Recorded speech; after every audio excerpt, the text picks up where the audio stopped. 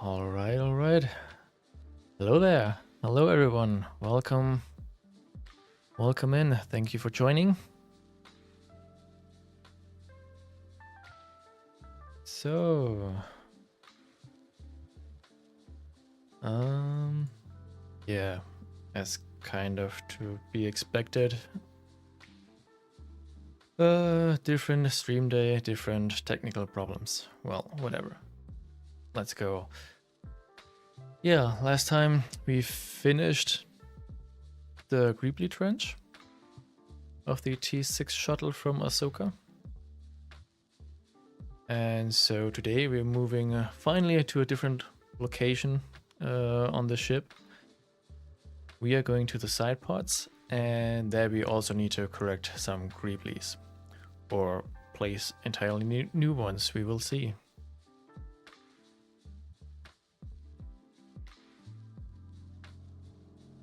So I guess we'll just get started right away.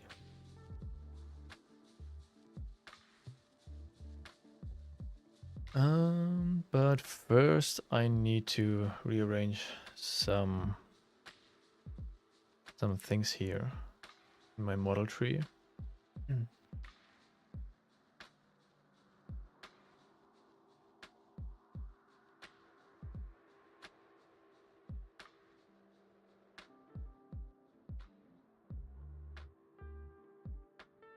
This is the bottom wing, and yeah, we need to move all those Greebles down here from the tree into this folder so that everything is neatly organized.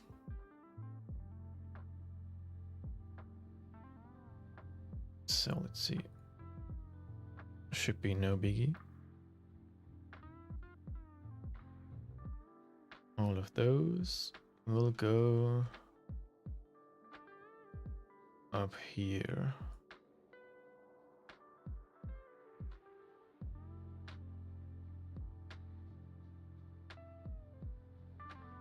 All right. Now our model tree is way shorter. Unless I open the sketches, then it's freaking long again.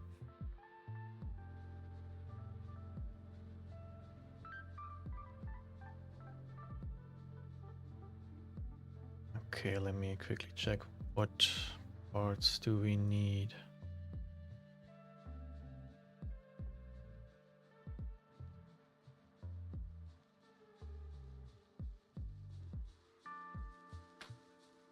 We need this one.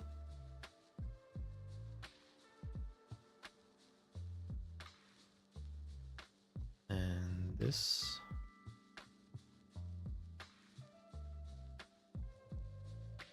This and that.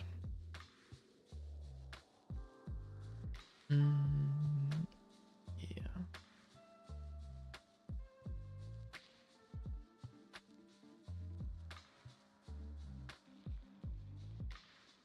All right, as you can see in the reference, this one here, we see this panel of the side pod. So I think we'll start with this one. We will check what is wrong, what needs to be changed. Then we'll make the changes here. And then, as I have no other reference from the other ones, from the other side panels, the left ones and the ones on the bottom, I think it's just copy and paste to the other ones.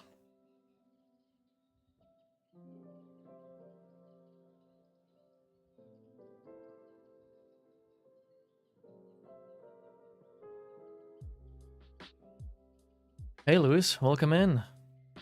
Great job, looks great, thank you very much. What modeling software do you use? I use Fusion, formerly known as Fusion 360. Now they renamed it, it's only called Fusion. And yeah, this is where I do all my main work. I also use Blender for some things when I want to do renderings, for example. Therefore, Blender is more suited, or I'm too stupid to do it in Fusion correctly. And most recently, I started to use a Nomad Sculpt. I'm still learning this one, but this is for modeling figures and things. Basically, all things that are not hard surface. But for all this, my spaceships and props and things like that, I use Fusion.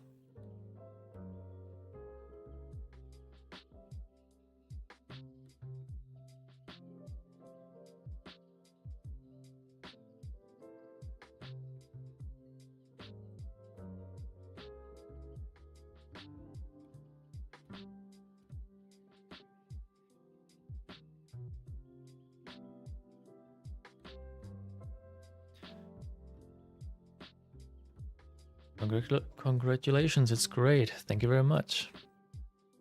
But it's nowhere near finished, so it's a lot of work to do.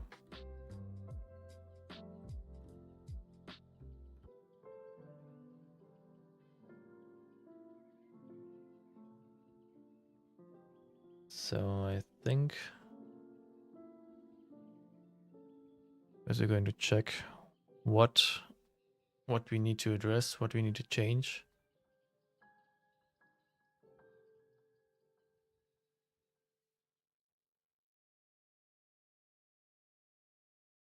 That doesn't look all that terrible from the reference I got before. It's pretty almost everything in there already.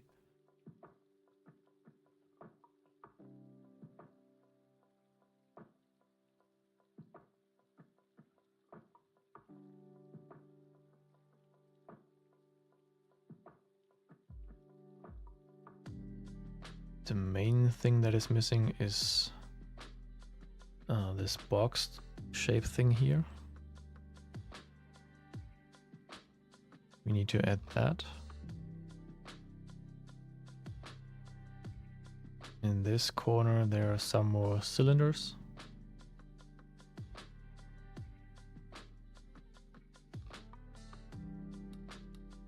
And those 4 cylinders are actually hollow inside, as it looks.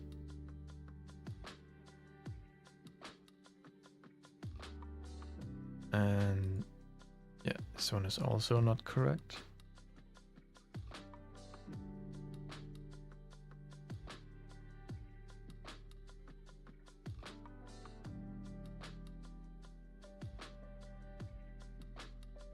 And I'm not sure if this is the correct piece at all, but it's hard to see.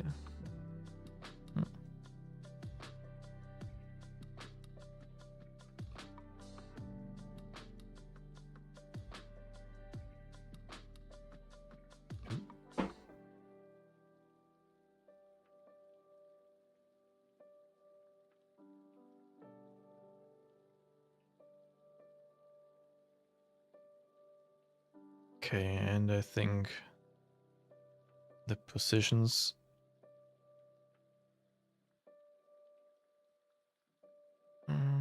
need to be adjusted as well.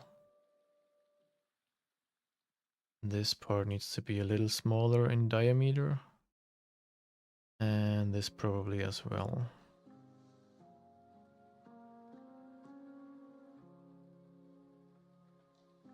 But yeah, one thing at a time.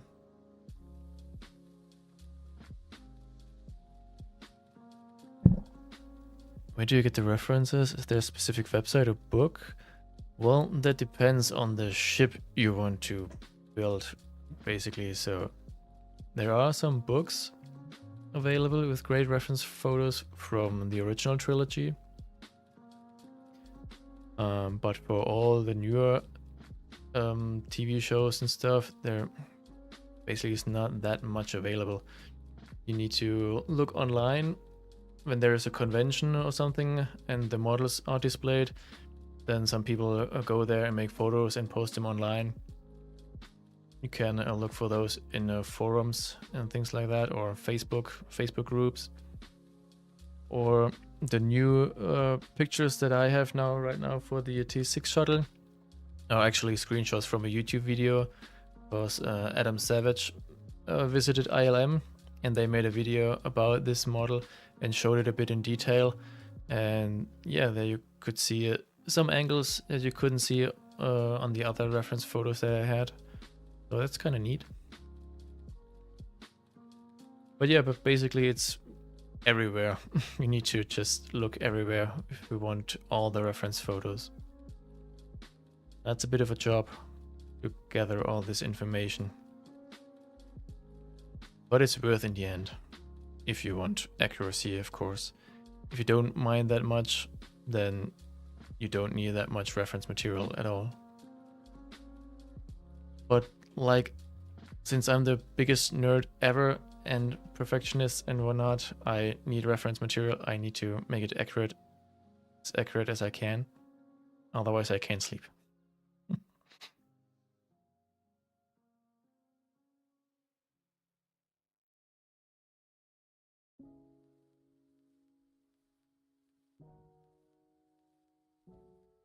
All right, moving on to this one.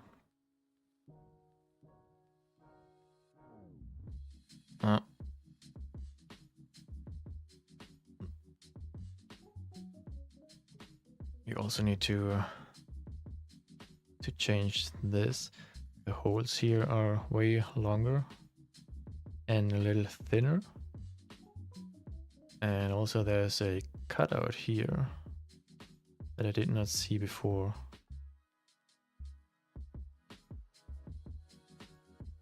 That seems simple enough.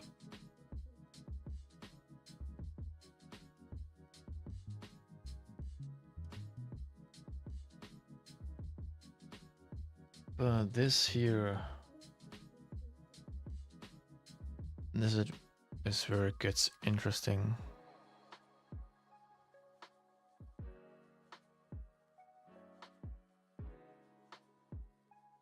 I already have the train suspension in here, but it's not at the right location. And it's 90 degrees rotated.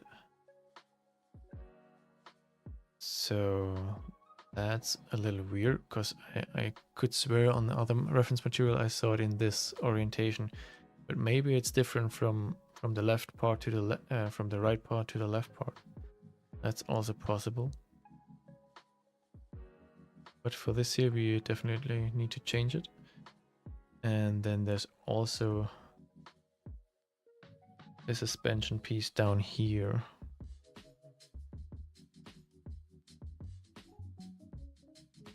So we need to add this as well.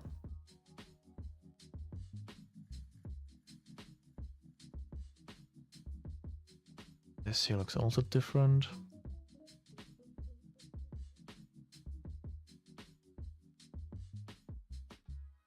And here in the front is, there's also something in here.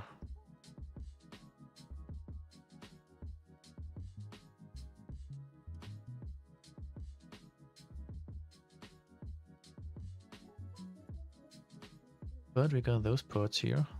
Those are seem to be correct, but only 2 and not 3.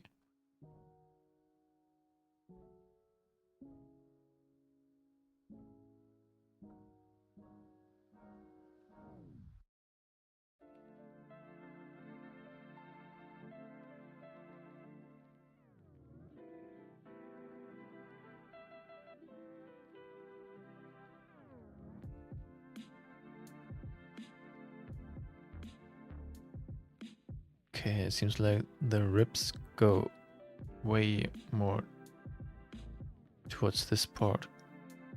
So I only have this small ones here. They seem to be way longer.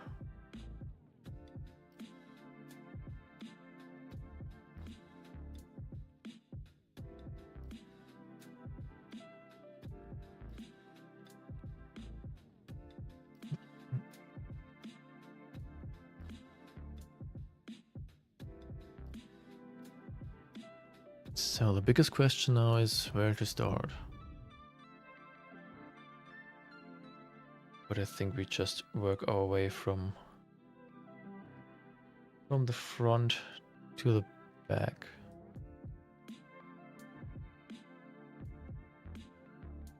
So I guess we'll start here, and then we'll see.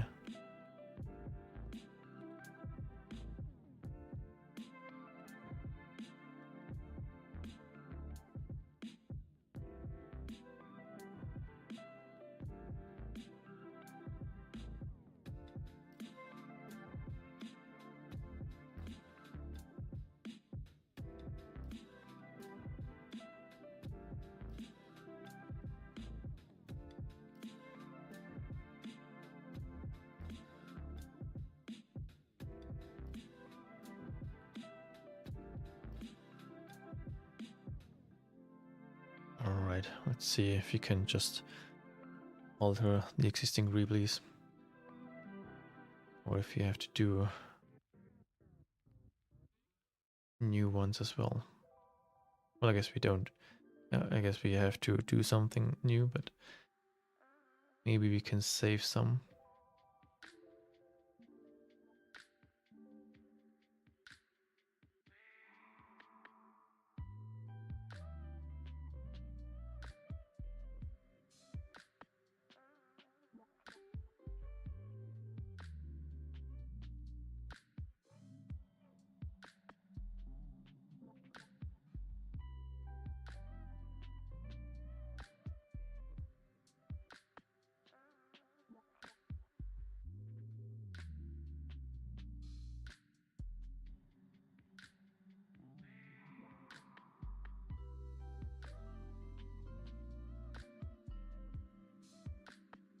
Yeah, just a little thinner. Oh, that looks okay.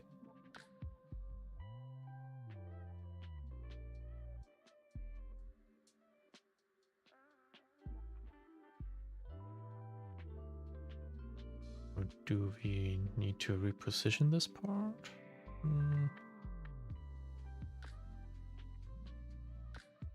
I don't think so. Can stay where it is for the moment. Okay, now this one here. This is also a little bit too big.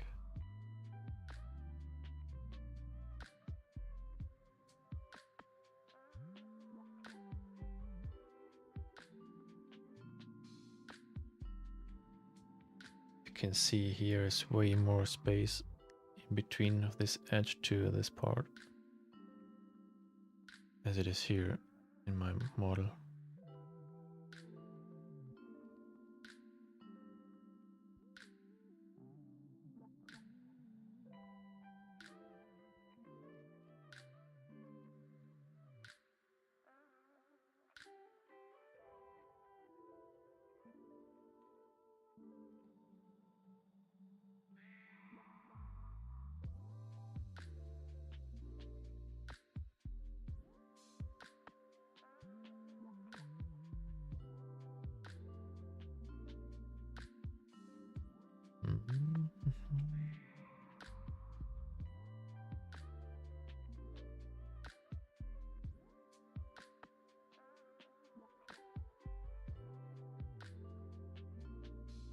I don't know if this is enough.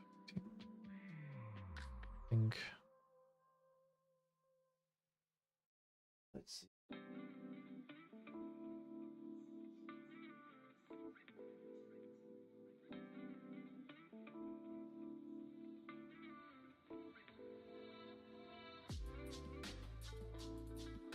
Oh, oops.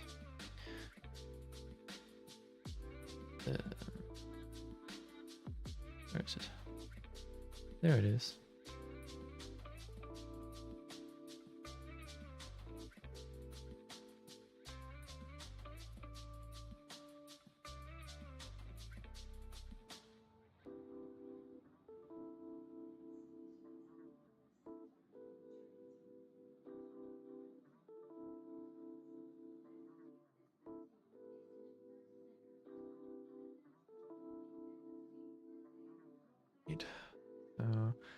Alright, I don't have this diameter.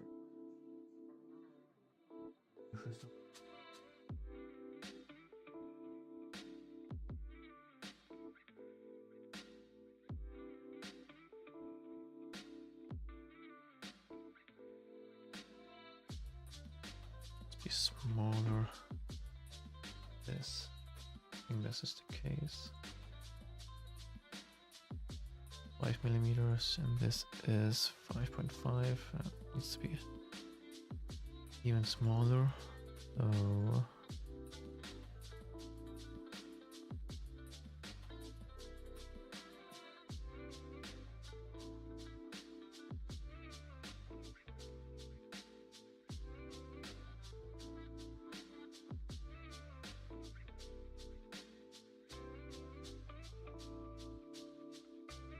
okay.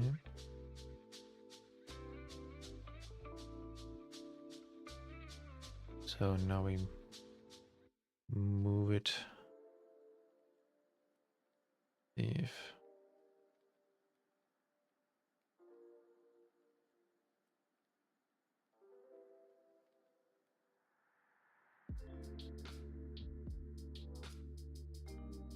should move this all the way here. Oh, I forgot a surface.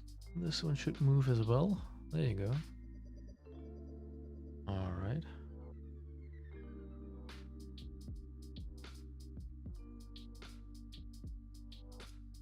Let's see the middle. It's not entirely in the middle of this.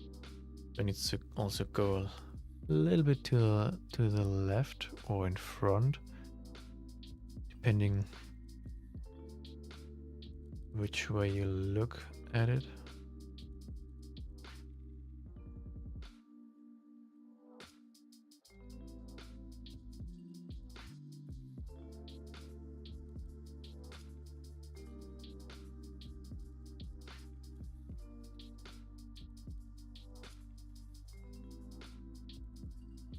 A little bit too much. Bring it back a little. That should be all right.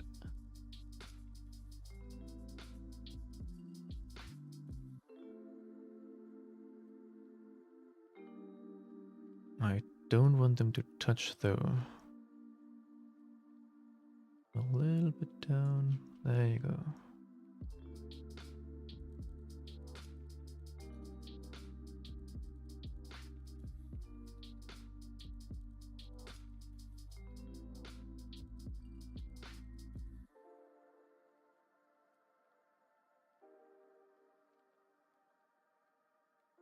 Okay. Once fusion is ready again, we'll check the position is correct.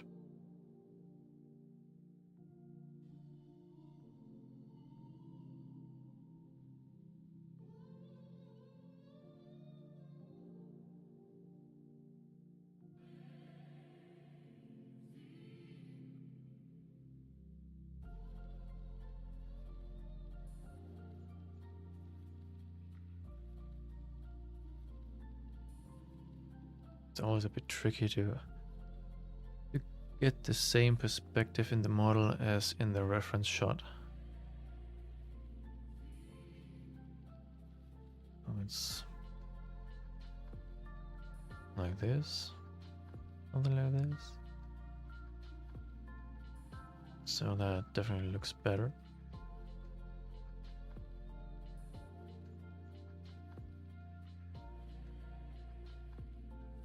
So I now try to model this boxy part here.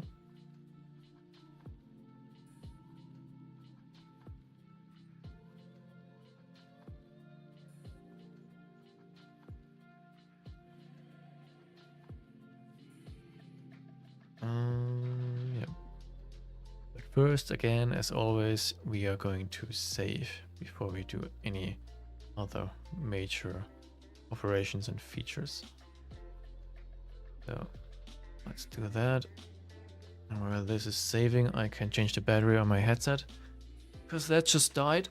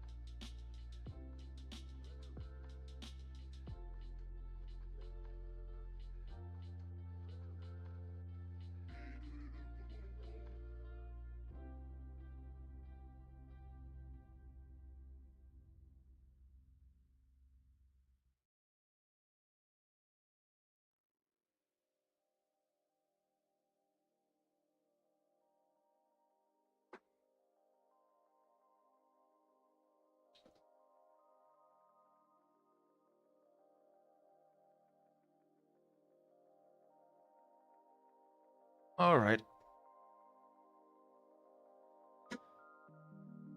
Okay, moving on.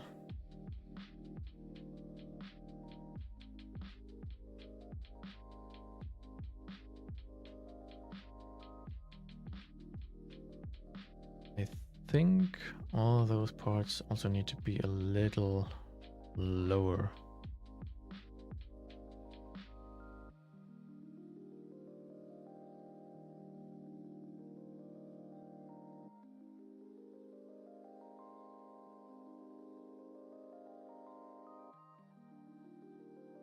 But I think we will first correct the shapes and then we'll see about heights and stuff. But what I can see from here,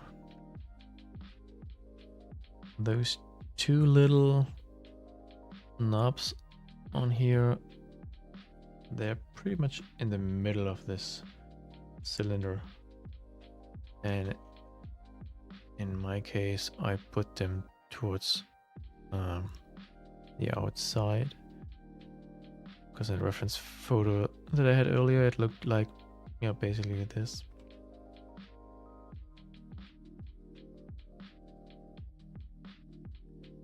So we can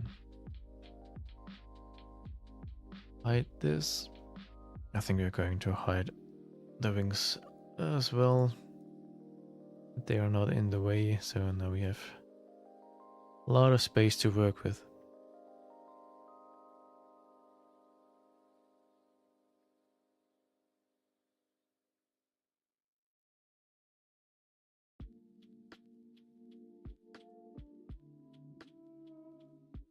Alright, so let's move those parts into the middle.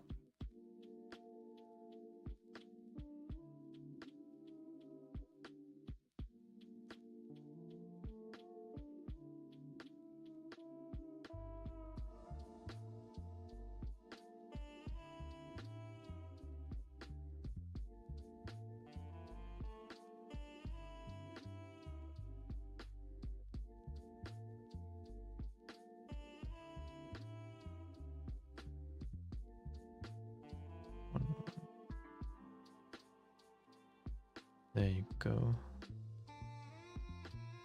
All right.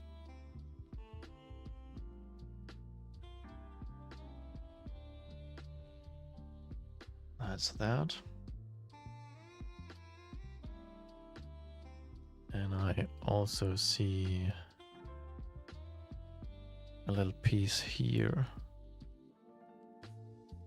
that I don't have in my model.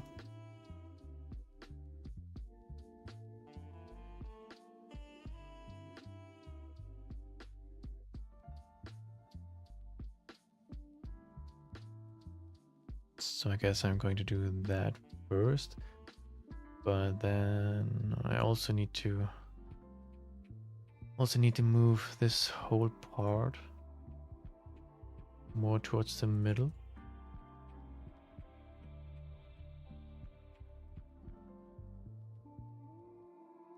This is more or less in line with those four.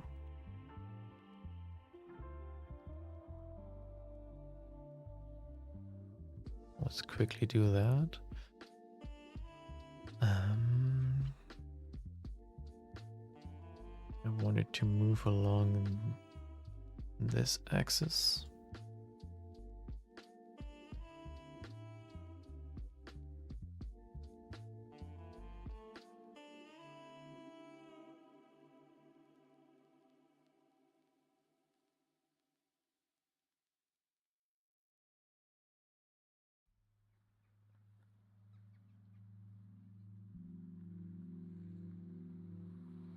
Not completely in the middle, but almost.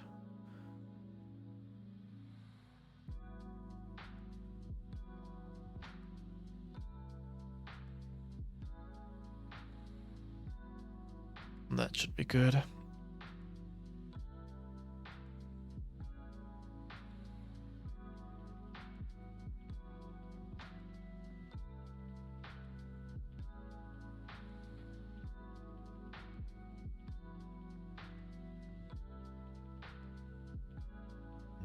Okay.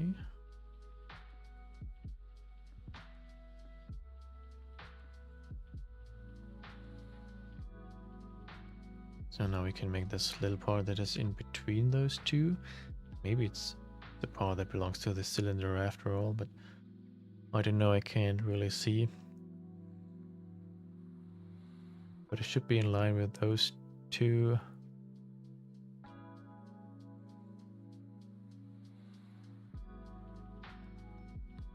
So we go over there and place it over here.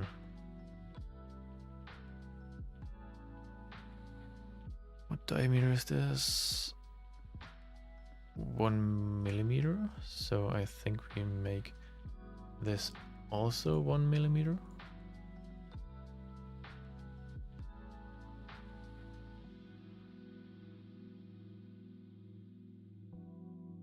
And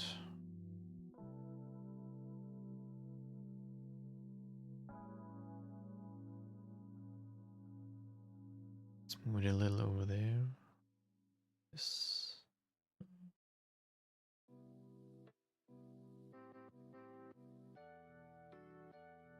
Right. Yeah.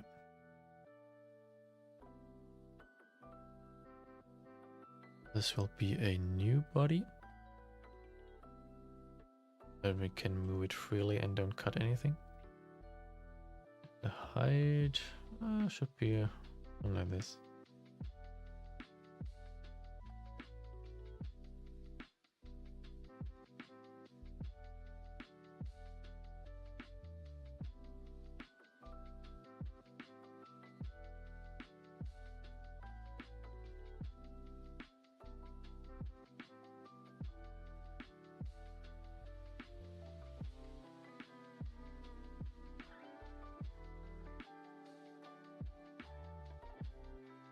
So let's give this a little fillet.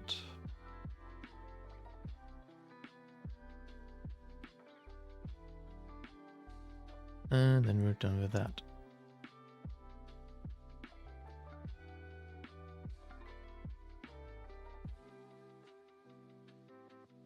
The Hakor. Hey, welcome in. How are you doing? What? The two bigger wheels could be from the Mercer car? Maybe. You are the expert here. I don't really know. But could be.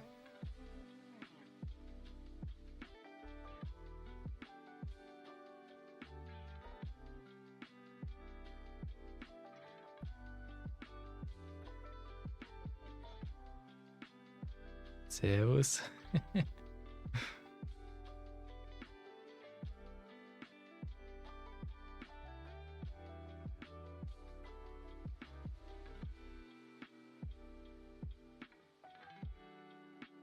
Oh.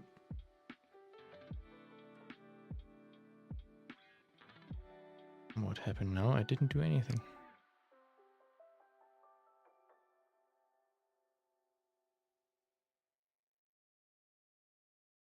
All right, now moving on to this box.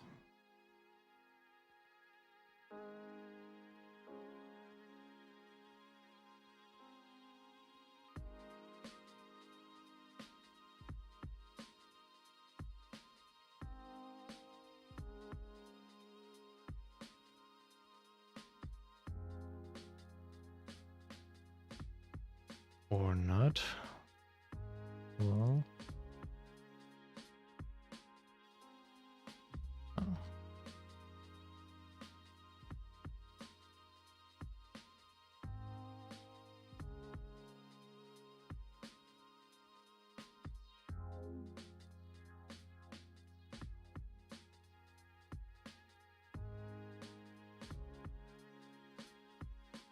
Yeah, that could be the wheel.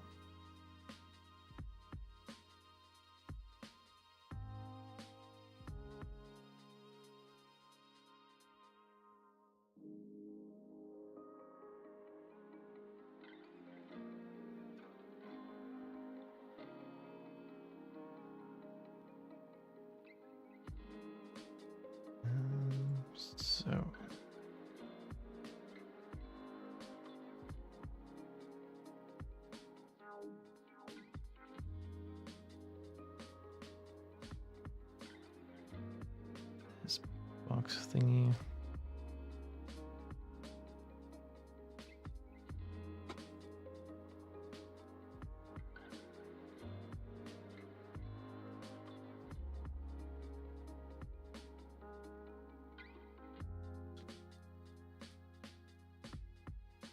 So there's 10, make this 10 millimeters.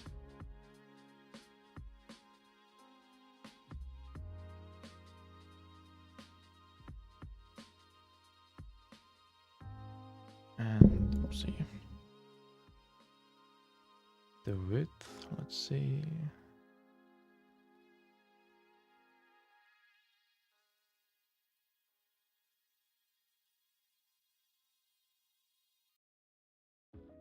Should be like this. So let's make this, make it 8.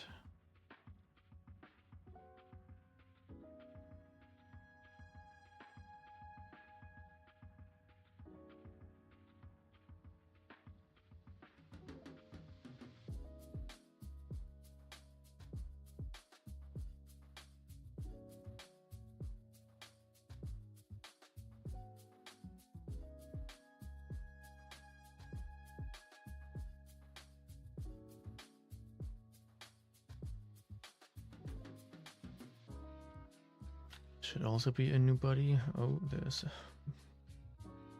piece is missing. There you go.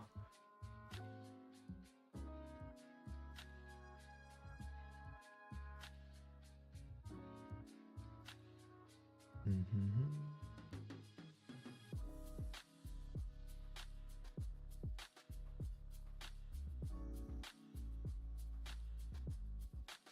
Three or 3.5. Maybe it's something in the middle.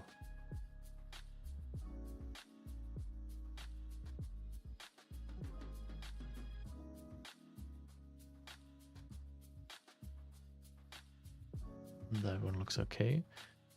So we now need to adjust this rod, because this will end here, right before this box. And probably will not go to the left here.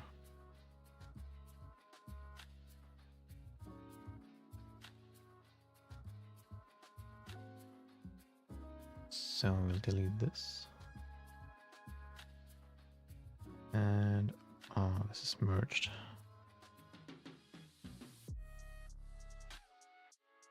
So I can't simply move it. That means we are going to cut it.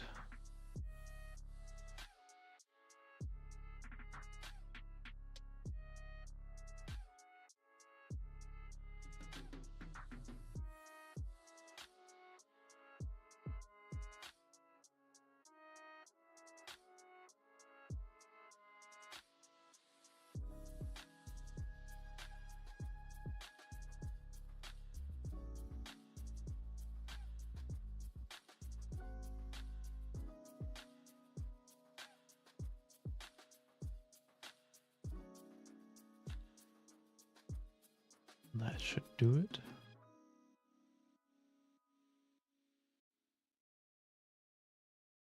Extrude this piece. All right. Bring the box back.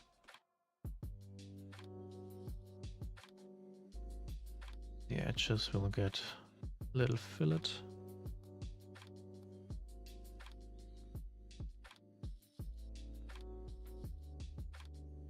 A little bigger. No, that's too big.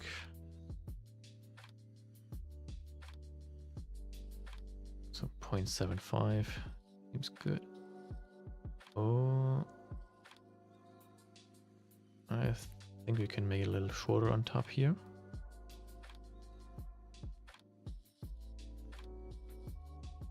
Seems like it does not go as deep inside.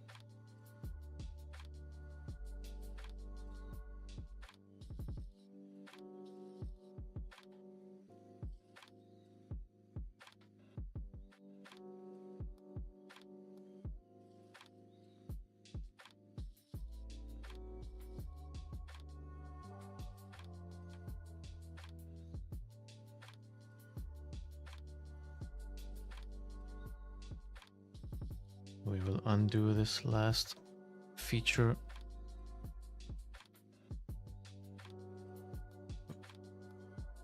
Bring back the timeline, so the fillet is gone again. Now we can adjust the length here quickly.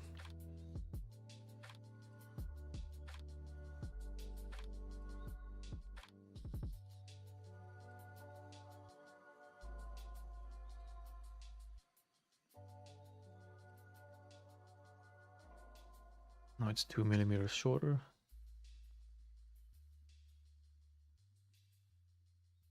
Get the fillet back, and there you go. Right.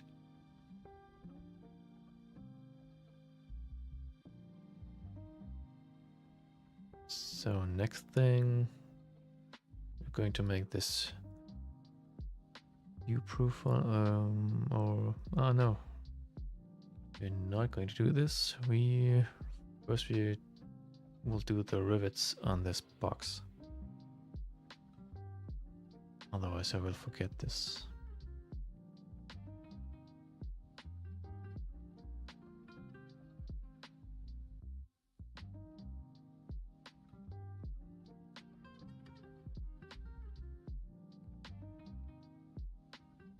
Are those rivets? It's hard to tell.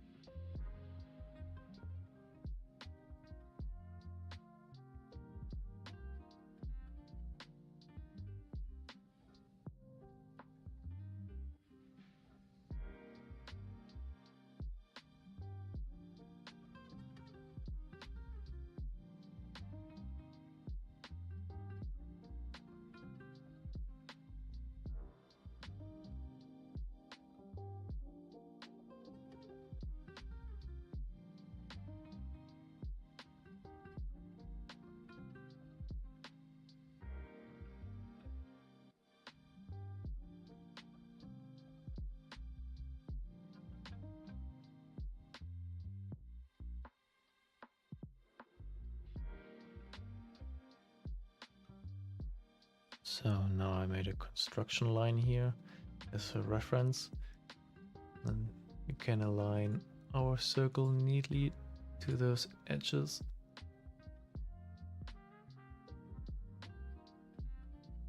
And then we have an equal distance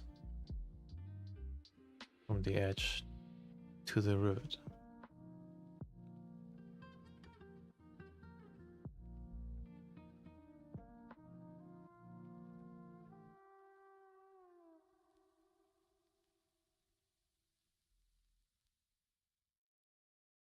Going to make this one equal to this. And also align it. Easy as that.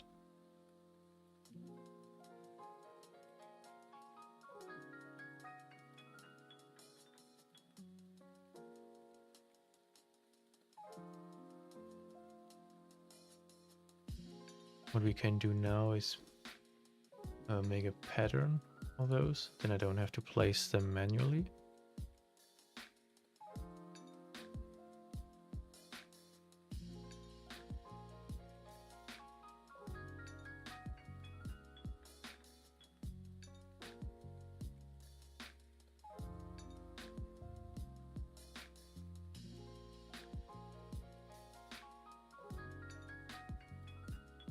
So now we have 6 rivets all around.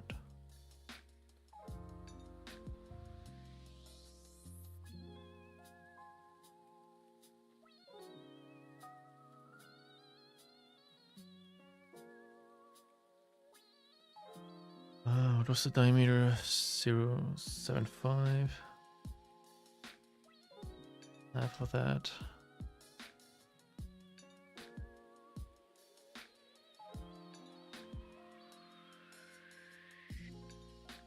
And a fillet on all of those.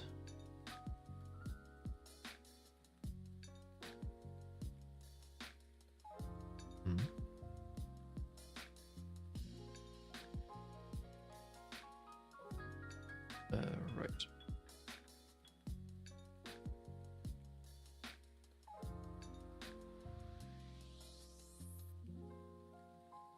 Oh, where is my detail part? No, this one.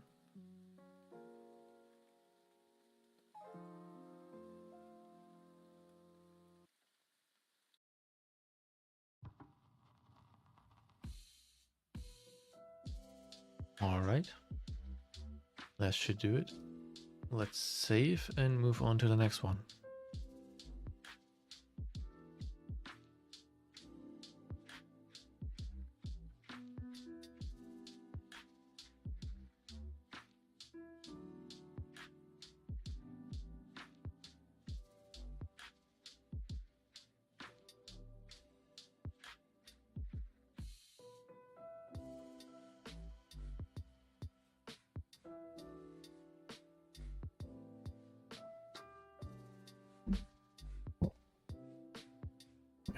This microphone, I don't know.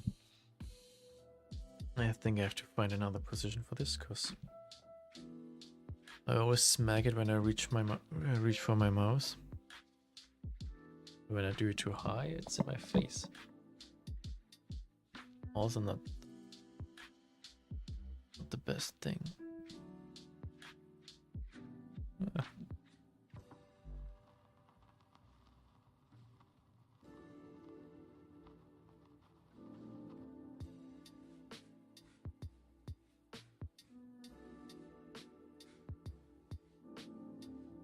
Okay, but now we are going to make this U profile down here.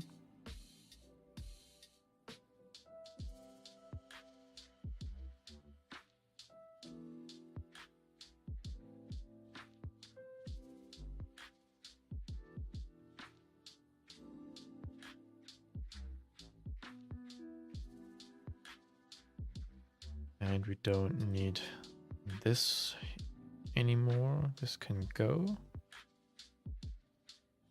All right. I'll sketch on the bottom of this piece here again.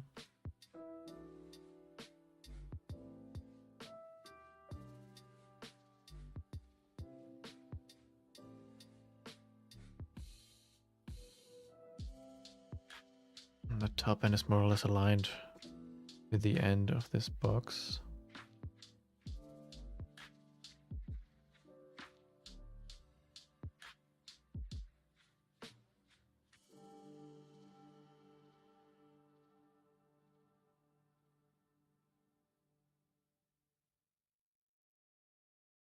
How thick?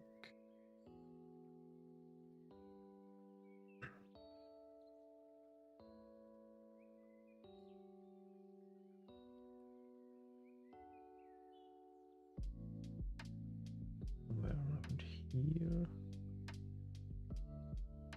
Two. Mm-hmm.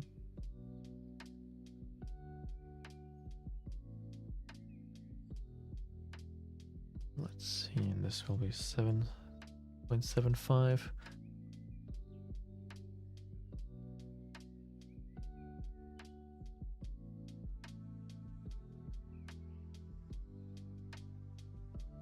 The lines for the U structure.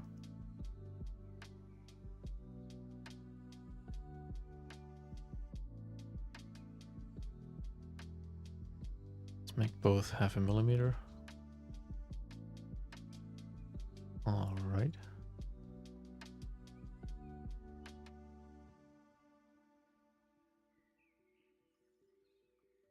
So let's see how high.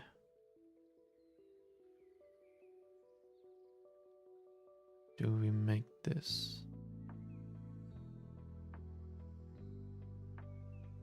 I think it was 2.25 in width, so we make it the same height, 2.25. Because U profiles are mostly square. Oh, I think.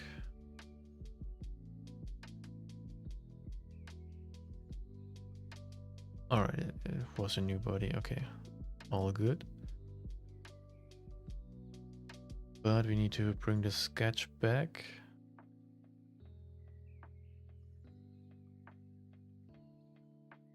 Hide this and then extrude the bottom.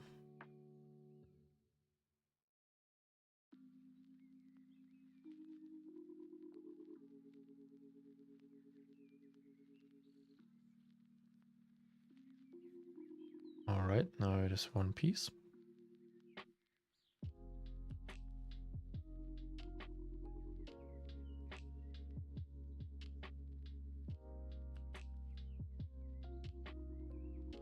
Let's bring this back.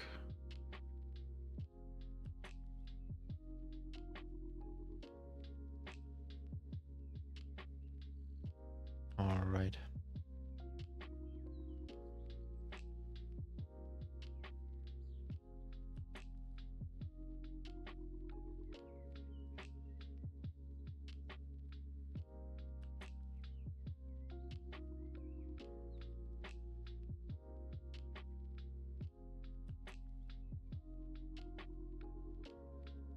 It's hard to see, but this also could be a U profile.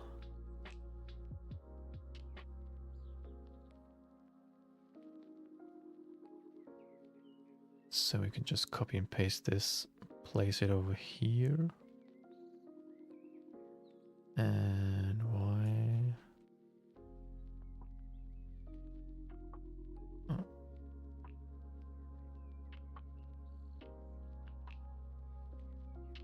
I want to move it along this plane. There you go.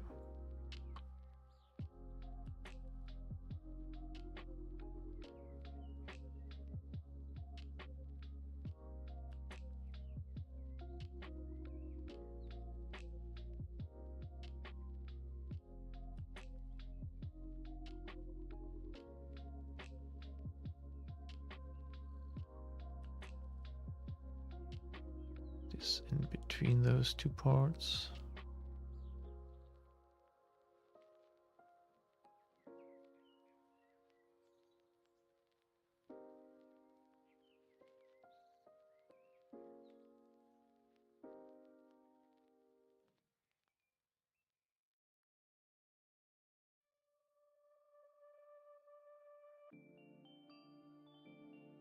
All right.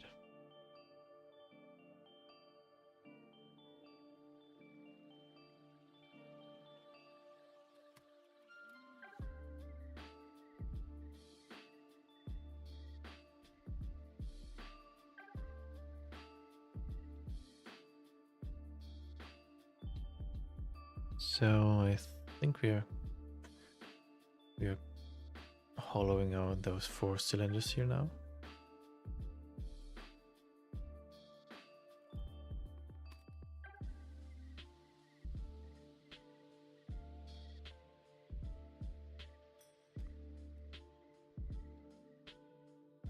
So there is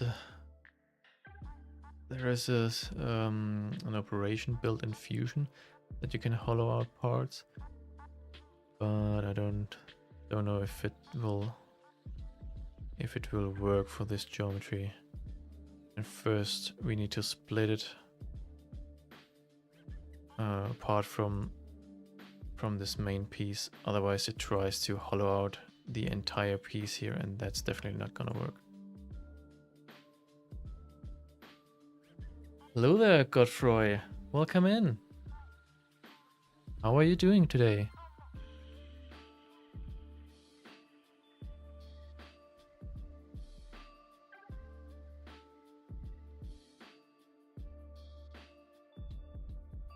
I don't know if you can see, but we are modeling the T-6 shuttle from Ahsoka.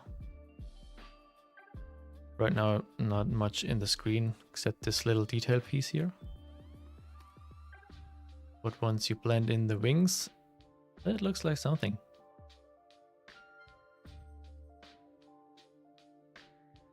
But today we need to do a little Greebles management and optimize and correct some things here and there.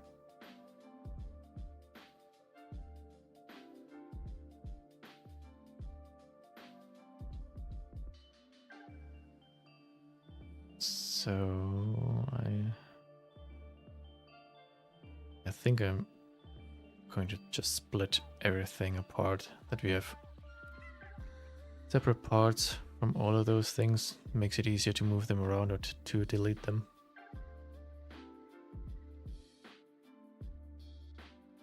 What? I don't speak English, I watched for learn. Yeah, sure, come along. I'm also no native speaker, so I don't know if it's the best thing to learn from my English, but you're welcome to do so. You're welcome to watch here.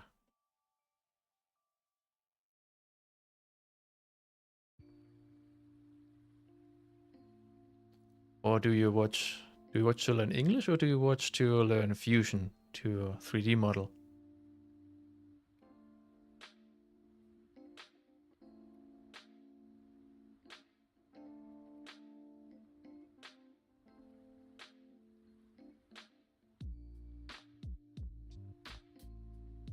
So let's see. Going to split those apart. It's the bottom. Yep, everything is a separate part now. That worked fine.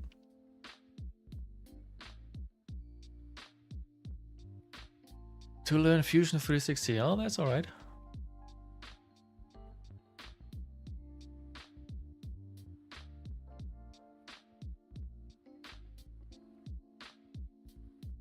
I understand a little English, but just basis. Well, I don't think we are going too deep into technical details here, so it should be fine.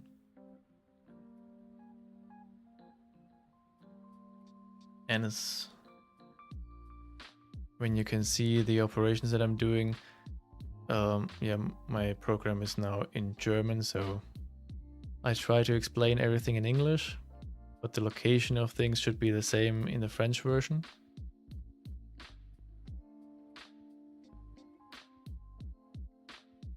Oh, I just realized I don't have the toolbar here in the streaming picture. Maybe I should put this in that you can see what I'm clicking.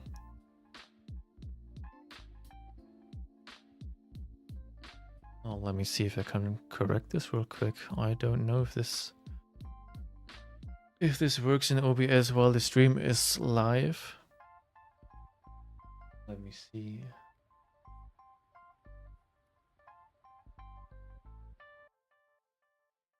Oh, maybe I screw everything up right now.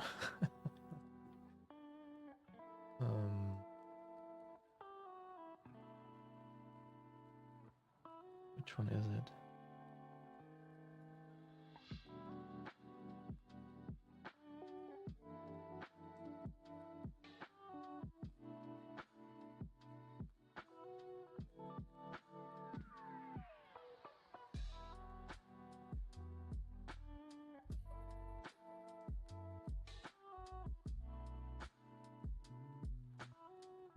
Can I move this?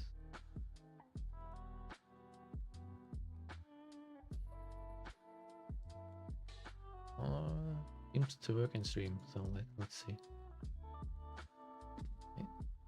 Oh.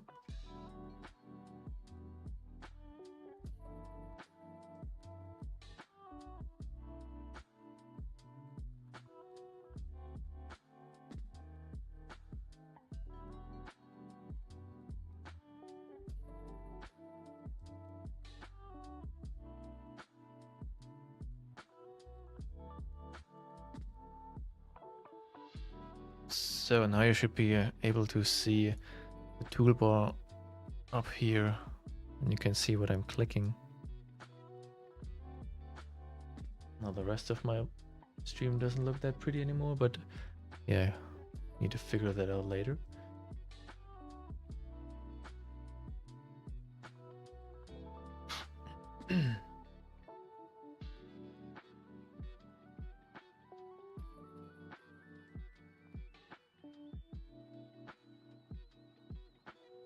Yo, Godfroy, thank you for the follow.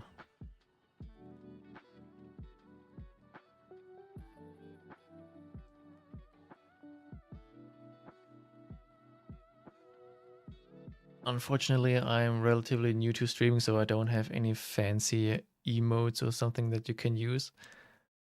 But hopefully that will come at a later stage once I'm familiar with everything.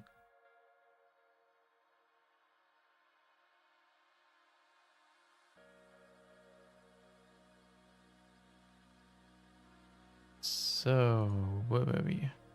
Right, I separated all the parts. But I will rejoin those two. Because this is the, well, the bathtub where they're all sitting in later.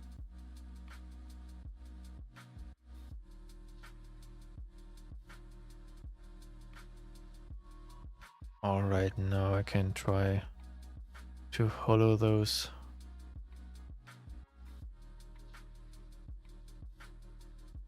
This is this tool right here.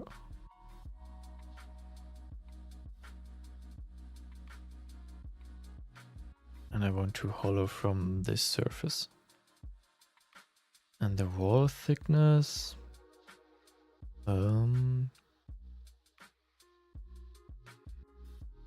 It's a millimeter, so let's try a millimeter. No.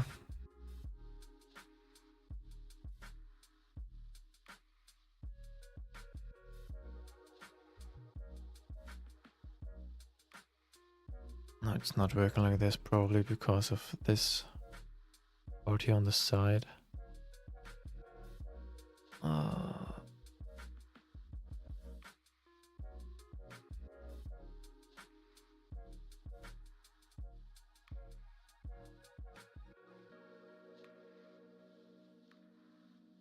I would like to create a piece for my bow.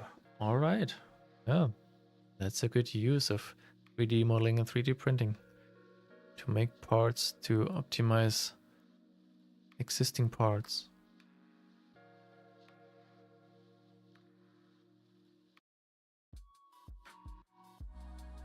So let's see if I can separate this.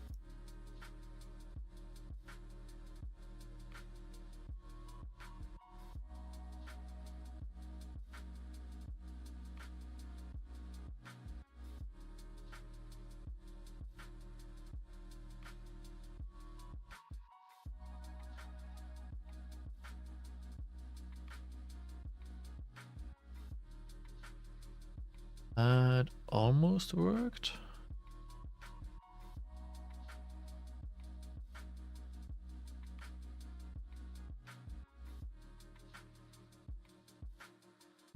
All right. So let's see if I can separate this as well.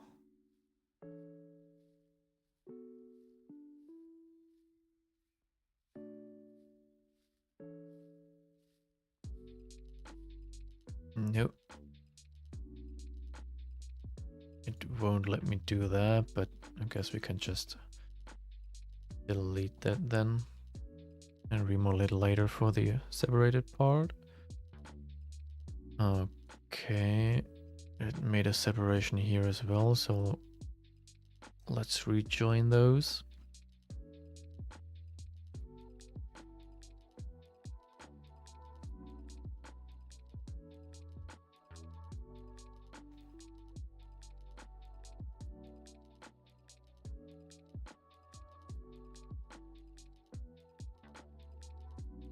Let's give Fusion a minute.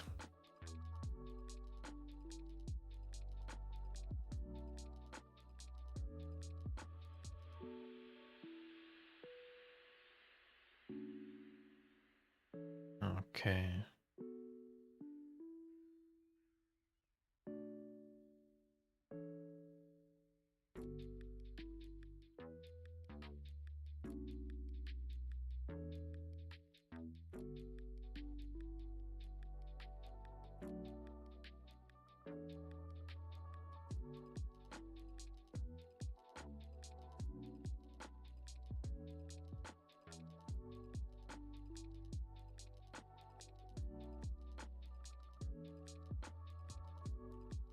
What's the word for create on English? In French, it's esquisse. Esquisse? Excuse? Translate? Skizzieren.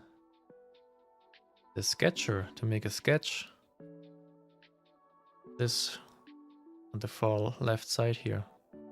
This is to make sketches.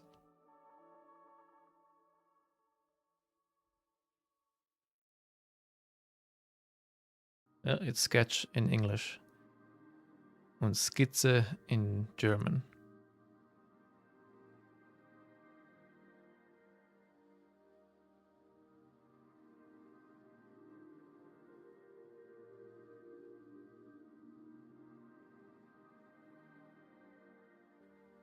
So now we can try the hollowing again. Yeah, there you go. Now it's working. This is what I wanted.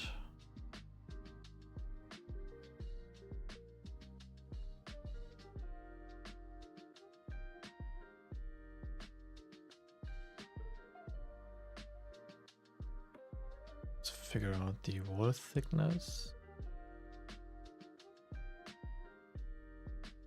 0.8 is okay.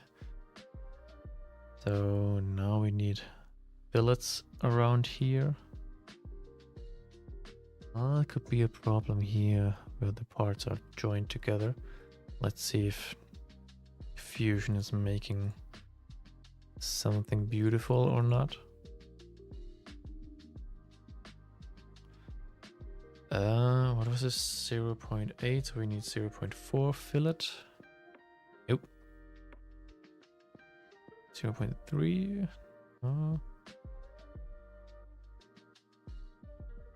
As I thought, it will not do this correctly, so we can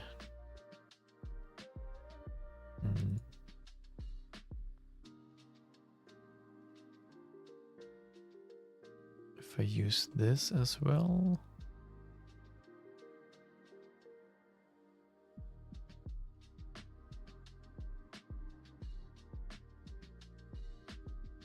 No, that looks stupid.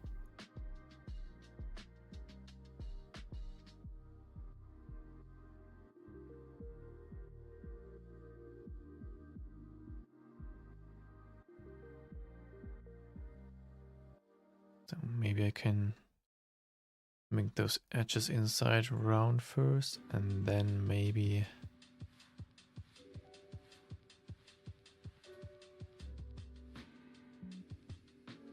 it will make the fillets on the outside. Let's see.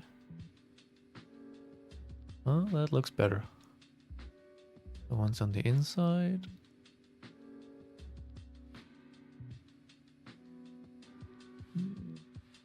Almost.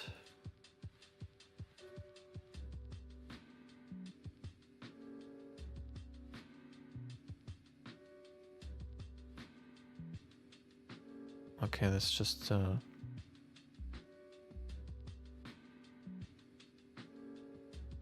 joining part that is not in reach.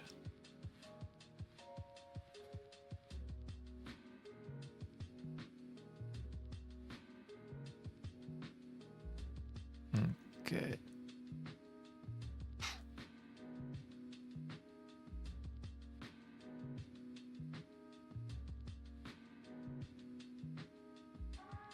I managed to create a sketch and extrude it from an image, but now I'm stuck.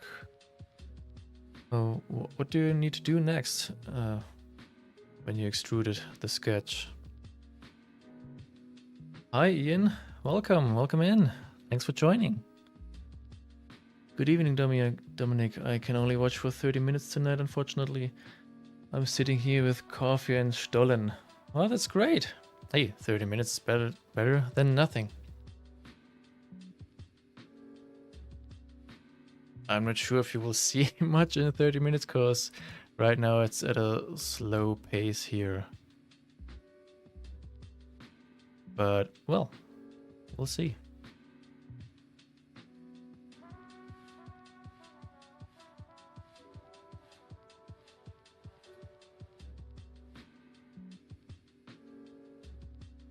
I have also some Christmas cookies here, but I don't think I can eat those on stream because then my mouth is full and then I can't speak anymore. Don't know if this is the best thing to do.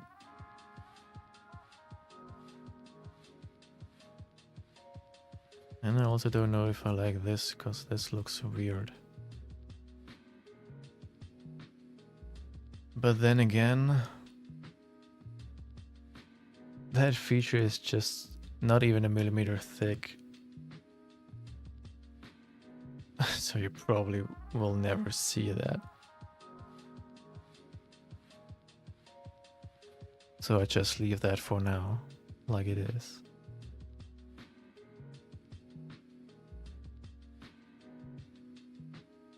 Okay, let's put this piece back here.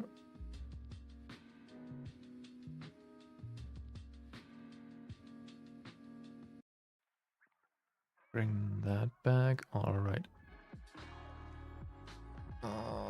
Okay, now it protrudes on the inside.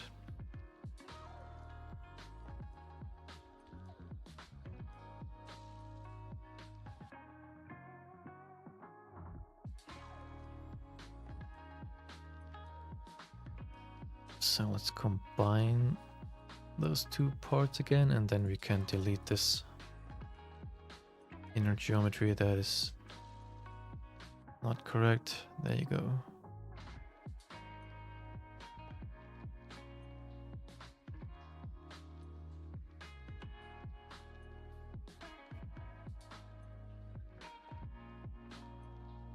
Okay, so this part is finished. That means time to save again.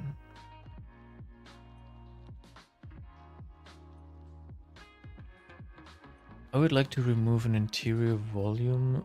I can't place the elements correctly.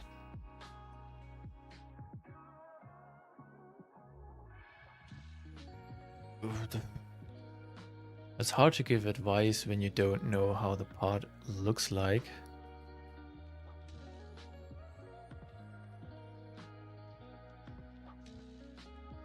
You can look riser grip on Google to see what I want to do. Let's until Fusion is finished saving, I can just do that.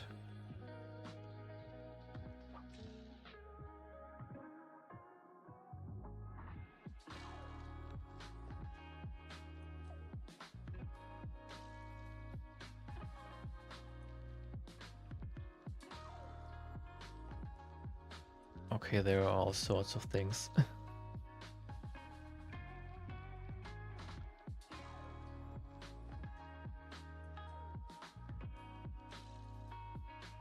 But I think it should be something like this.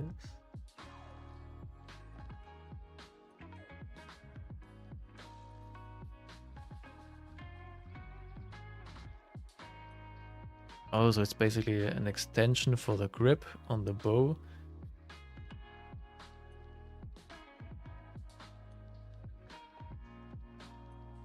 And then you need to cut out the geometry of the bow itself inside the script that you are modeling, I guess.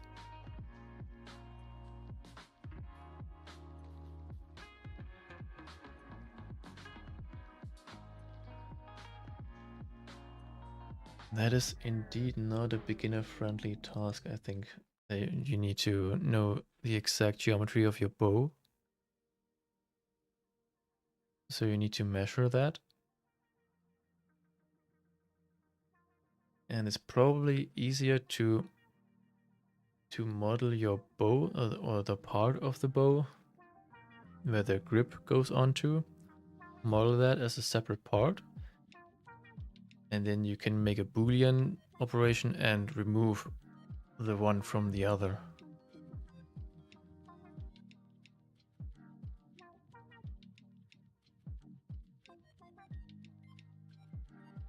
So this is what I often do.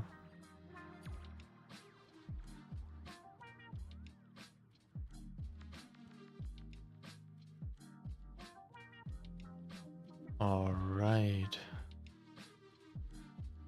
Let's see. I think next I'm going to do this down here. The reference picture,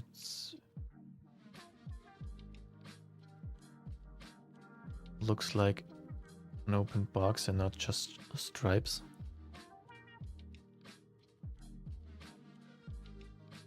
And this is bigger, longer, and different.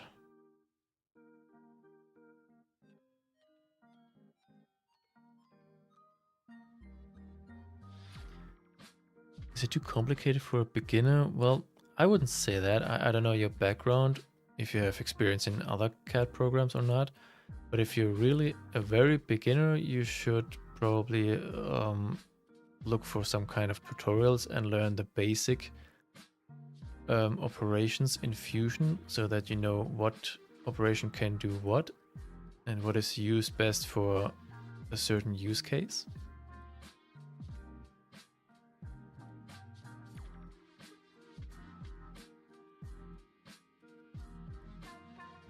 I mean, if you put enough time into it, you can do it also as a beginner, I would say. It probably takes you a little longer. Might maybe need to make more trial and error. But it should be possible.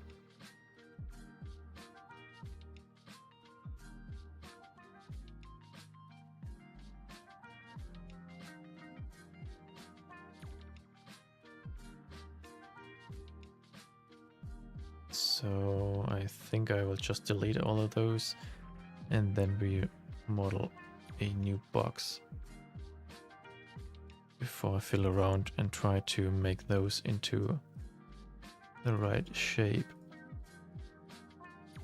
Let's get rid of all of those.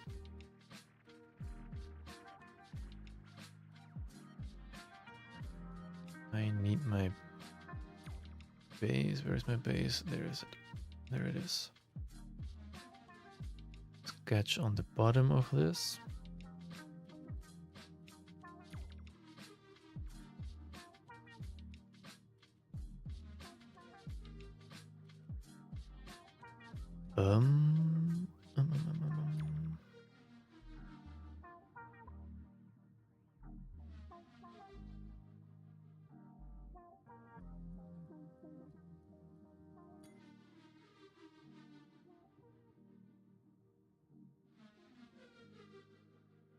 So it's longer than this rivet, and then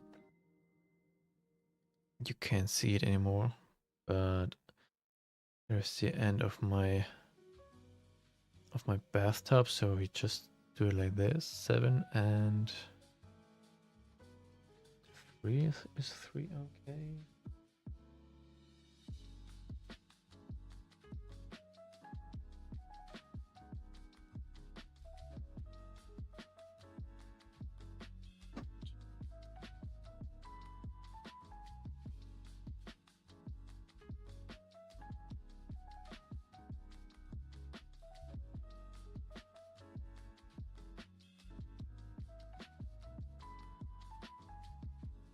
Was 2, then it's, yeah, I think we can do 3 or 2.7.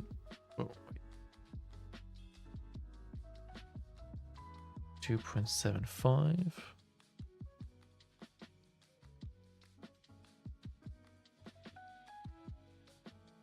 We'll just start with that. Then we can make an offset of our base shape, bring it inside,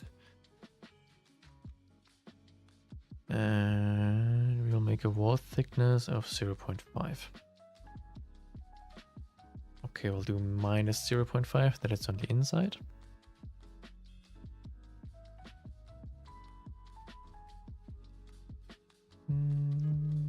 I think it needs to be a little wider, so we'll make the base shape 3.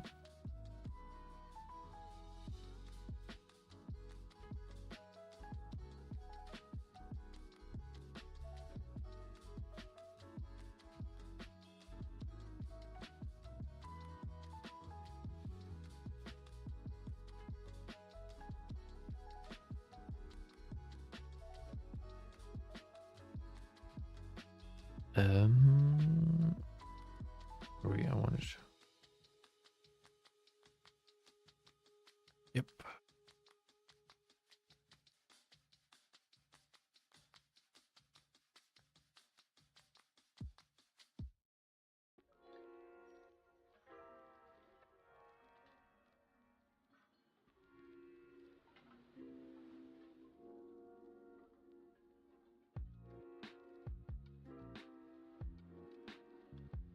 Fusion is surely taking its time today again.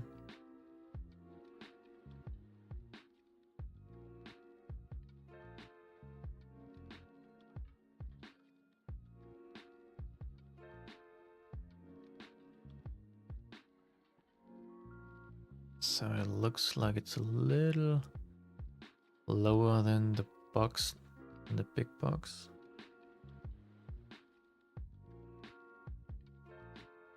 So we made it 3 in width.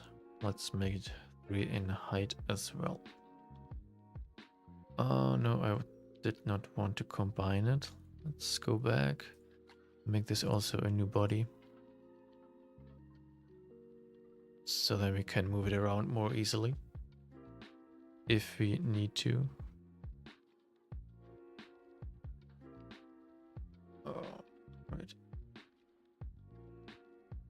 Yeah, right. When you look in perspective, it's needs to be a little shorter.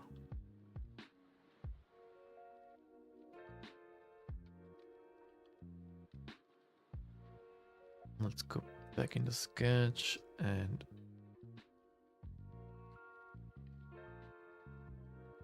make it shorter.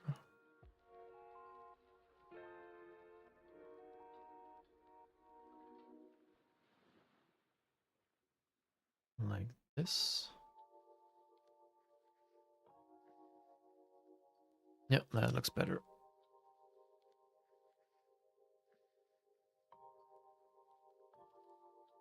All right, moving to this thingy here.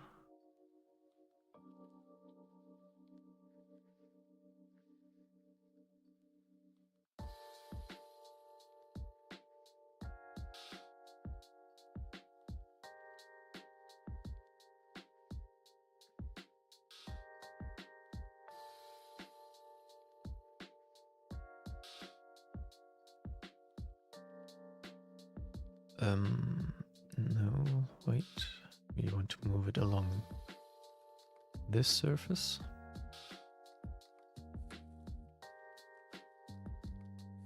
Pull it up here. More towards our newly created boxes.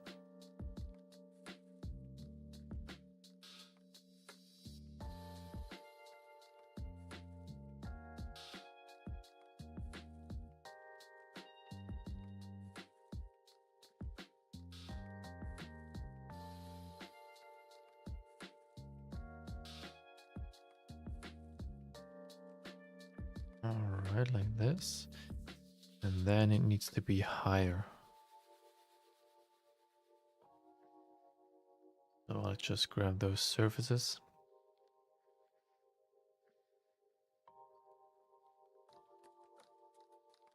And I want to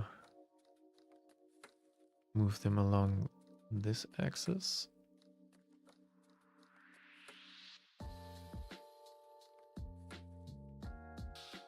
5 millimeters.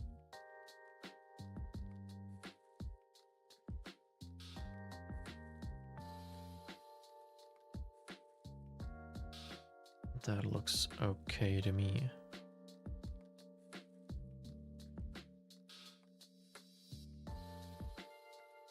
Let's quickly bring the cover here. Okay.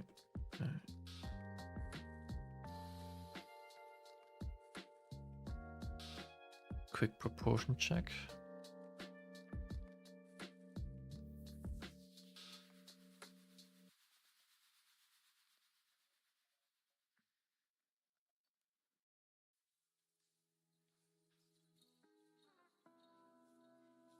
Yeah, I think this is not working. You will never get the correct perspective.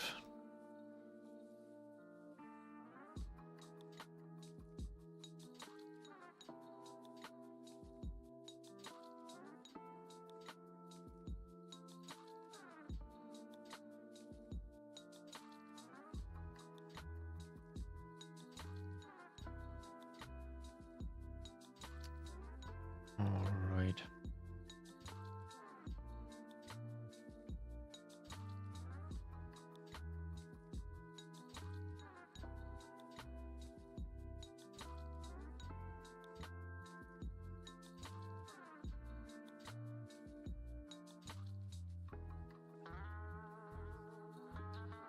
So unfortunately you can't really see those parts here. It's all so dark.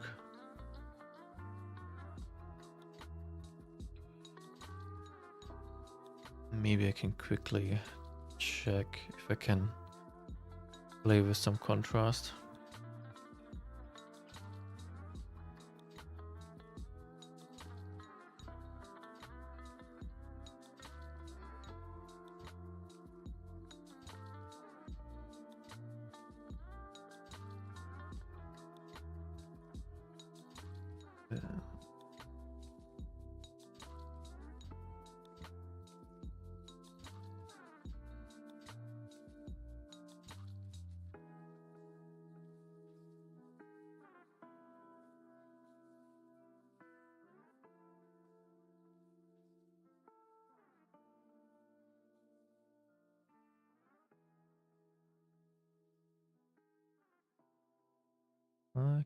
You can see a little more.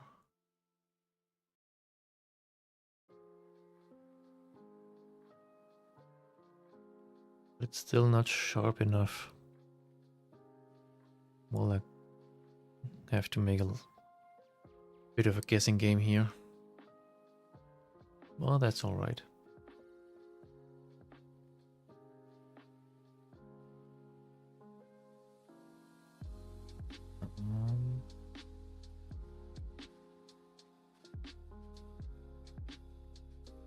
Let's quickly save this. Wait.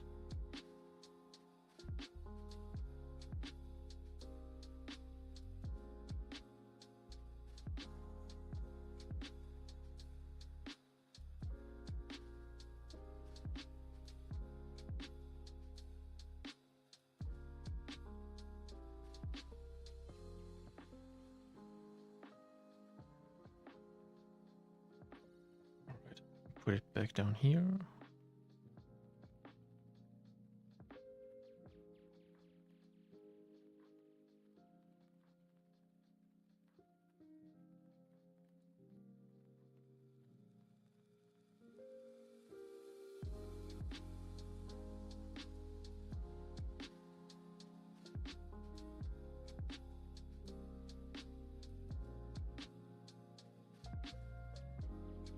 Yeah, you see a little more now here on the inside.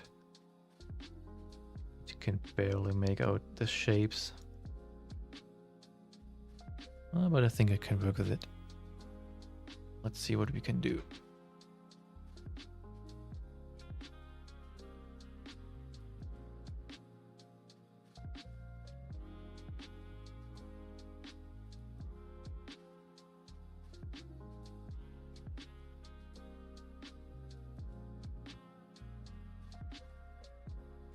I see you've moved your X-Wing and added your TIE models behind you.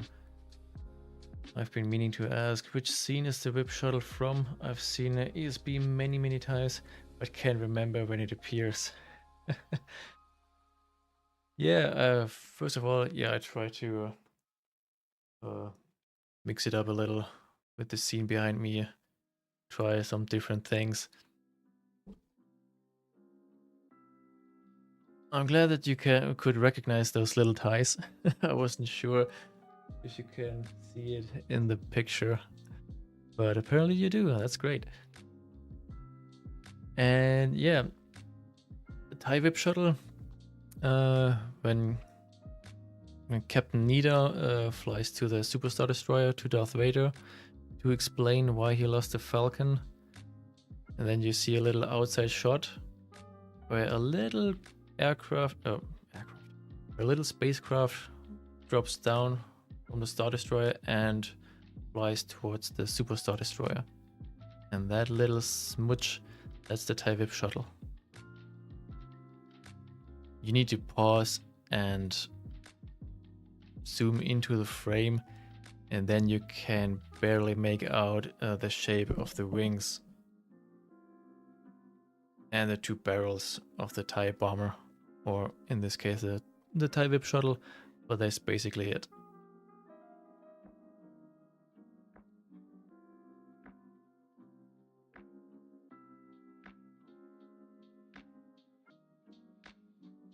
Thank you. Well, you're welcome.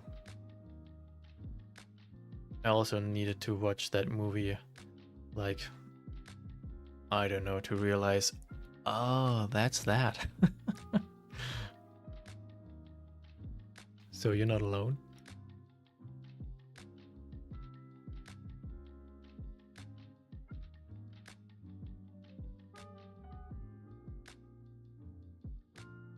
I will come back later. Hey, yeah, sure. Take your time.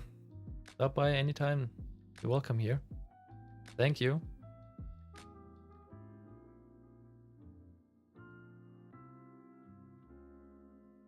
All right, so what to do next?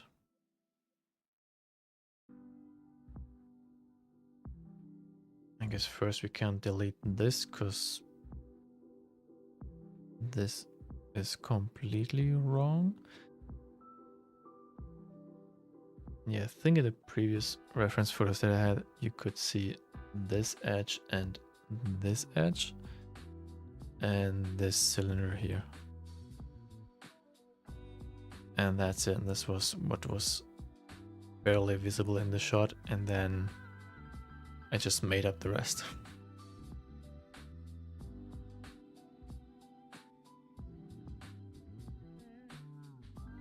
But now we see a lot more, and now I have a lot more work to do.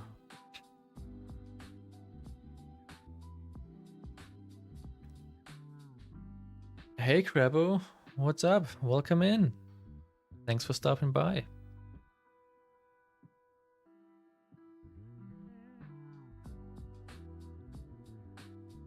How is your Unimog doing? Is it still clean or did you weather it?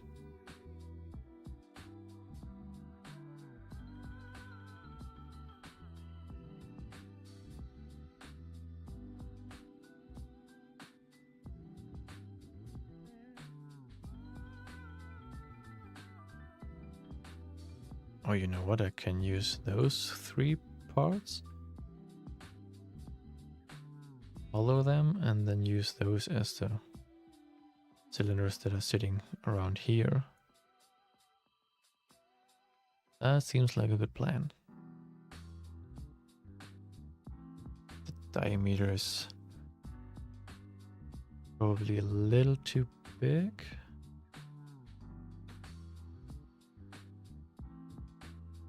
Let's see.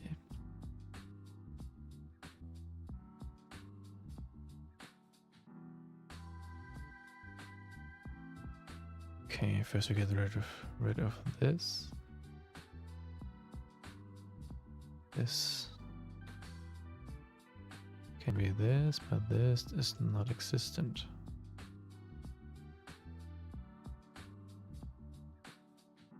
So we'll delete this as well. And since I can't recognize this in another shot, it looked like this part. So I'll just leave this for now.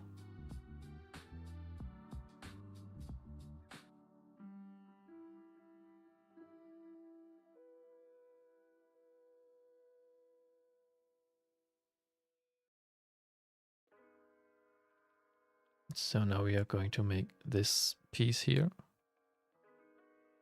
And once we have this, we can align the 3 cylinders around it. Makes it easier.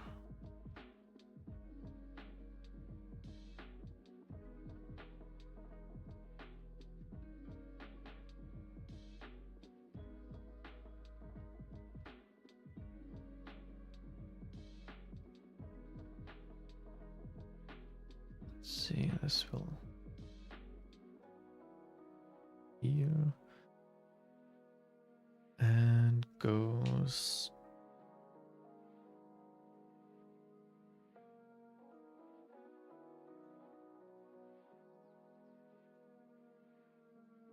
as long as 1/3 of the last cylinder on top here. Something like this. 11.113, so let's just make this 11. That's good. Hey, I said 11. So, and how thick?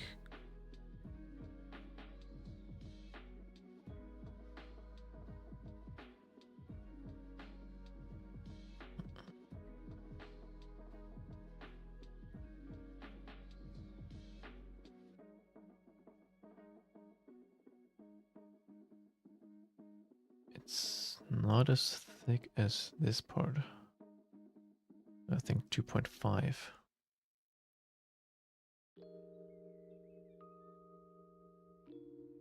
Alrighty. That should do it for now.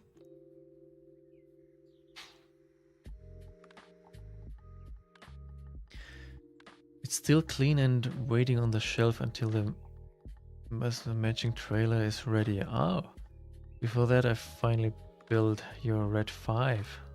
That's great. Yeah, I saw the pictures in your story late a couple minutes ago.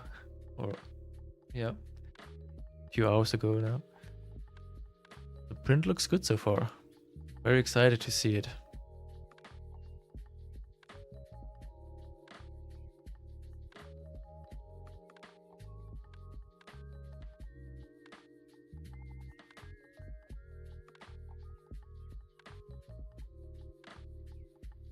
This one will go as high as this. 4 is okay.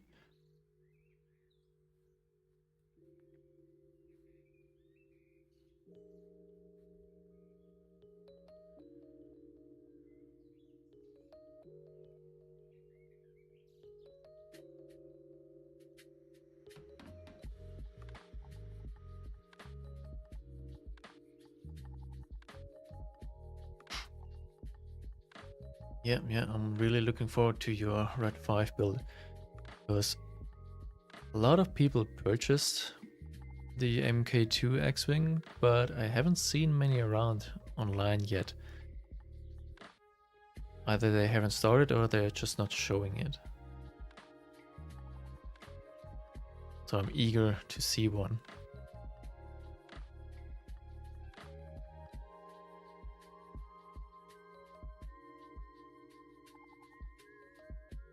So this part has a little half pipe inside.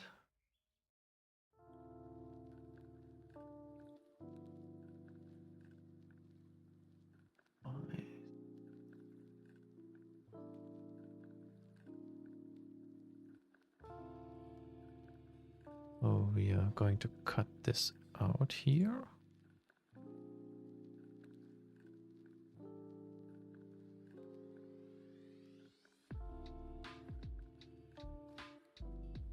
Through the entire length.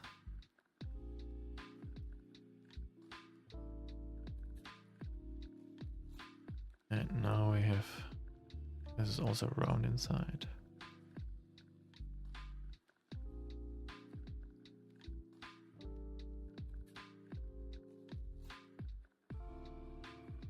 Sorry, Red 5 and 3 are still not started. Maybe I will get some free time over Christmas. That would be cool.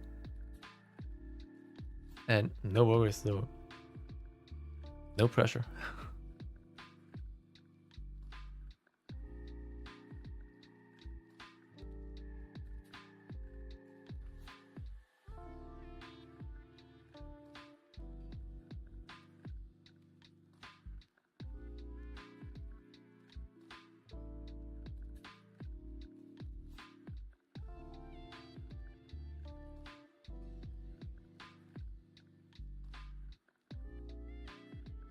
Yeah, I thought to myself if I should do another one myself and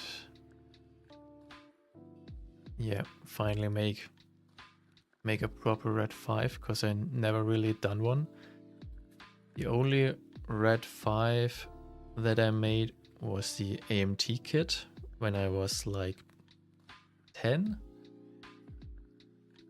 And the only red 5 about that were the 5 red stripes on the wings, and that's basically it.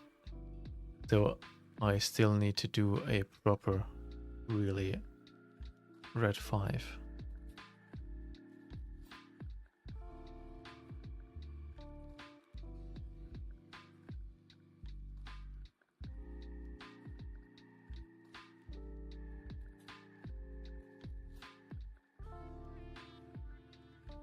Alright, now that we have this part,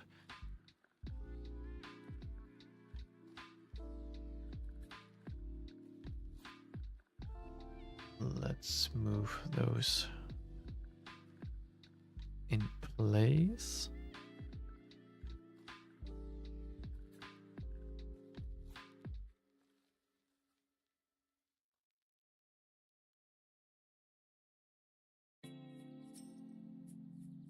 One will go here.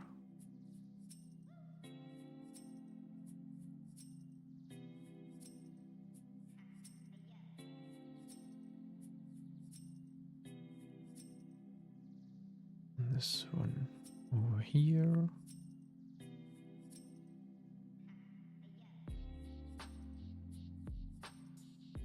And this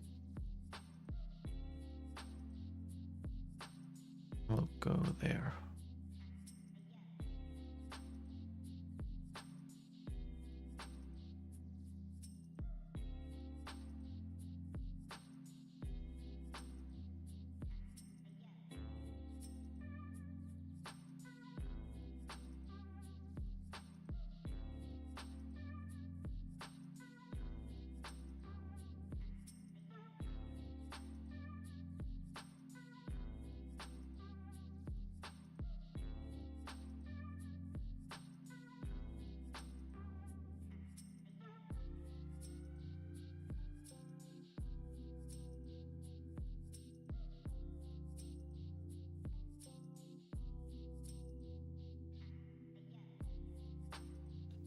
Three, no. So all of those need to be a little thinner.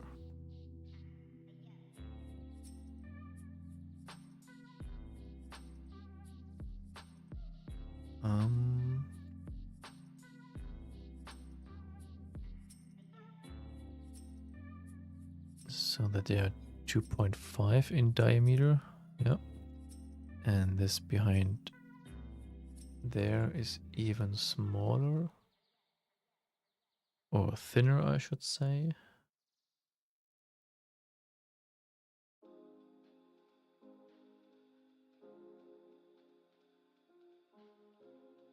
No, that's too thin. Let's...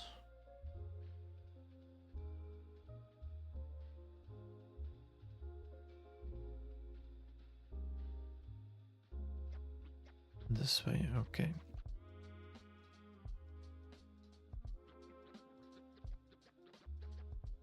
Now let's see if we can hollow those 3 all at once.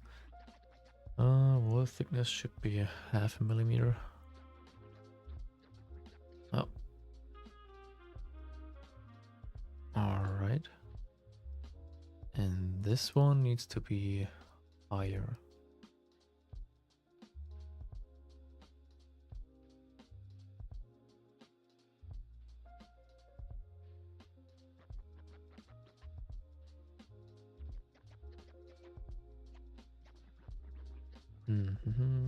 But how high is high enough?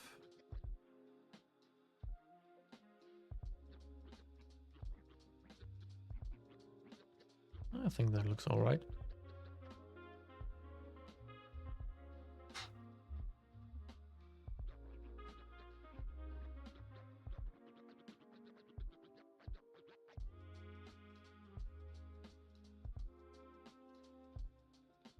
Okay. I think we haven't saved in a while, so we should do that.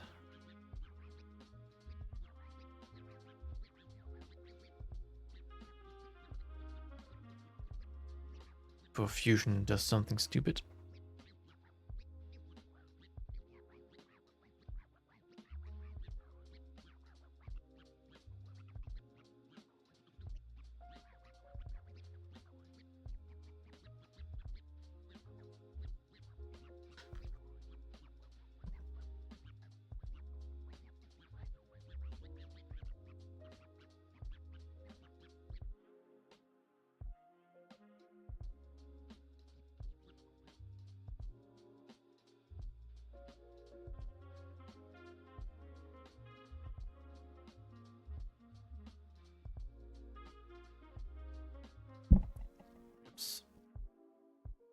Yeah, the stupid YouTube chat overlay integration is still not working.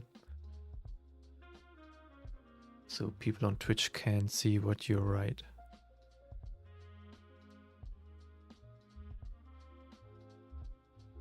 I haven't changed anything at all, but it just stopped working. So annoying, and I don't know how I get it to work again.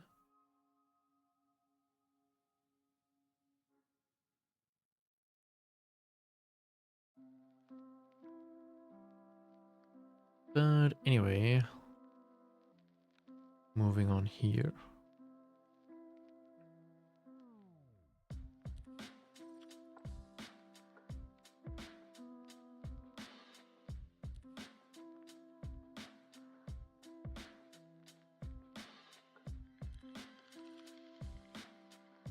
So let's see what shapes I can figure out in the reference.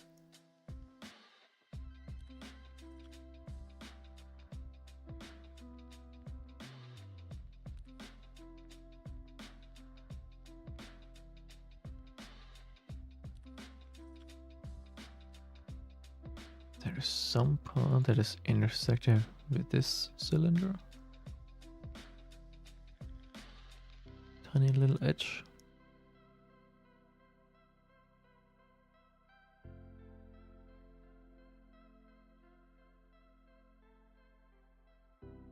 And I think this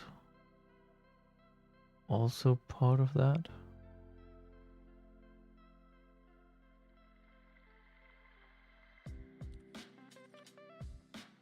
This, and it has a step here.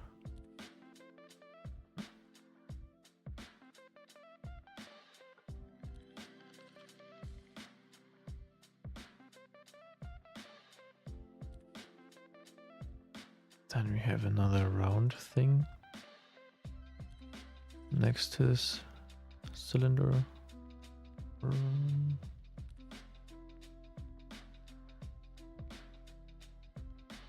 It has a smaller cylinder on top.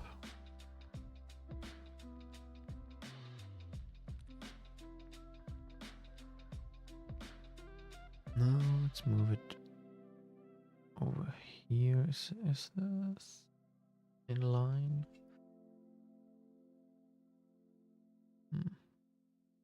More or less. Yeah, I think this is okay. And then there is something here. I don't know if this is just color or if it's actual geometry. I don't know.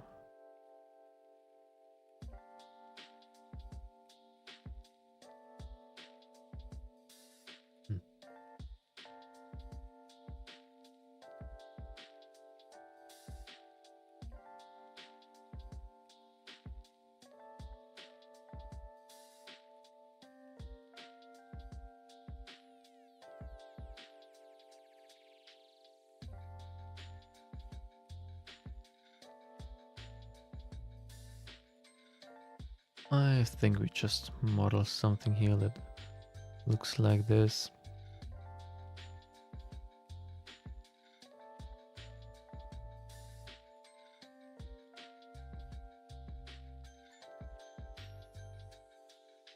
this has a little tail that goes around here.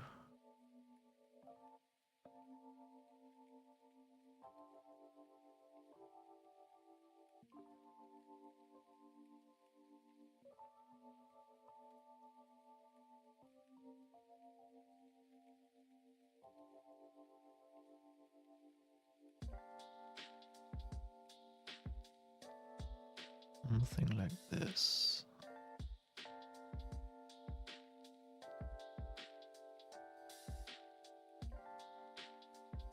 Let's give that a little offset. 0.5 millimeter. Oh.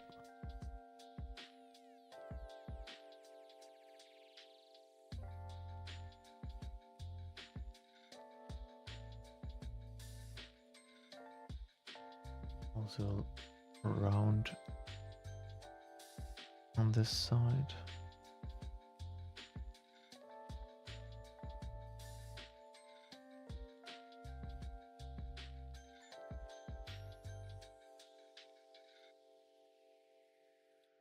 Okay, and then down here are also some boxy shapes.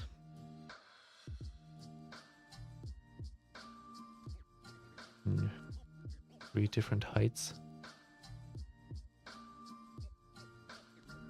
Let's see.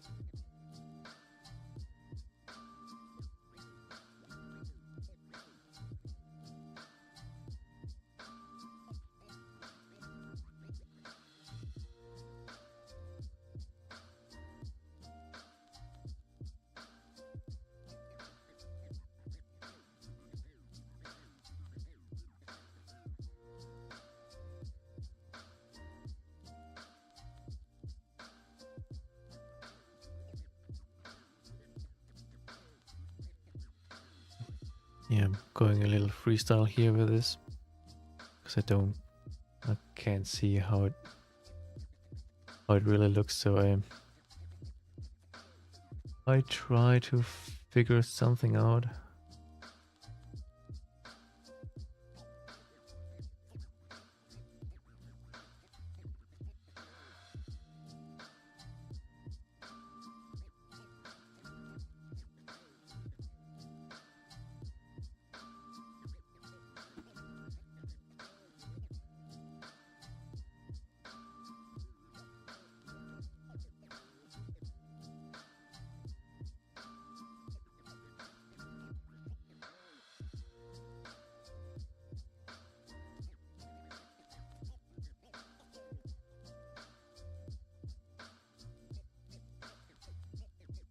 Little.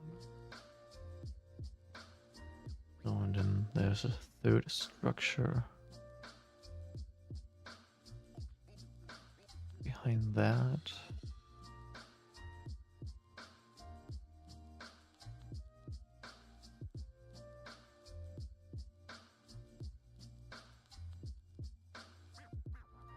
Something like this, maybe.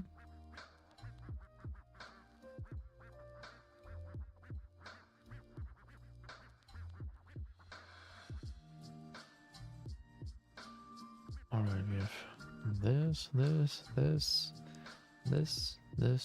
and this.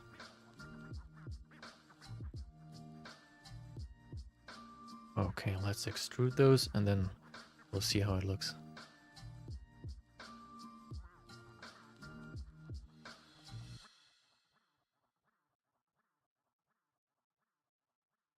I think I'm going to start with this one.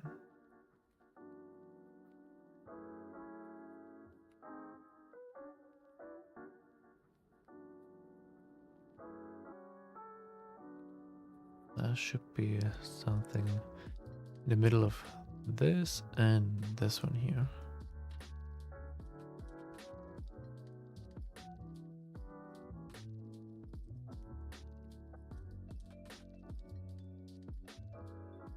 Three, that was 1.5, so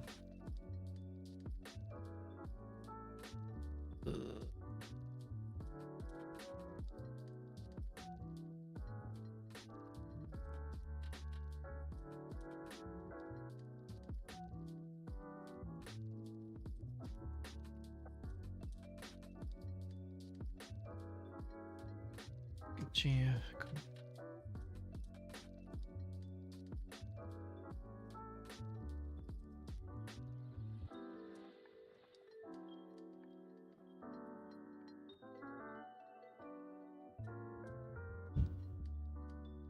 millimeter. A millimeter should do. I think this one is the same.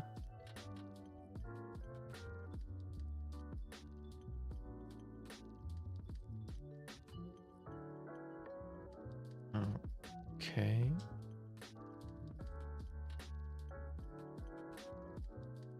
So, nope. That was the wrong surface. I want this one here.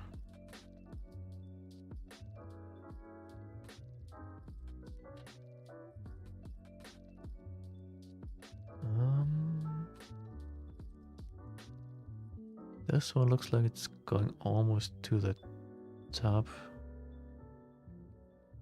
of this one, this cylinder. Like this. Up.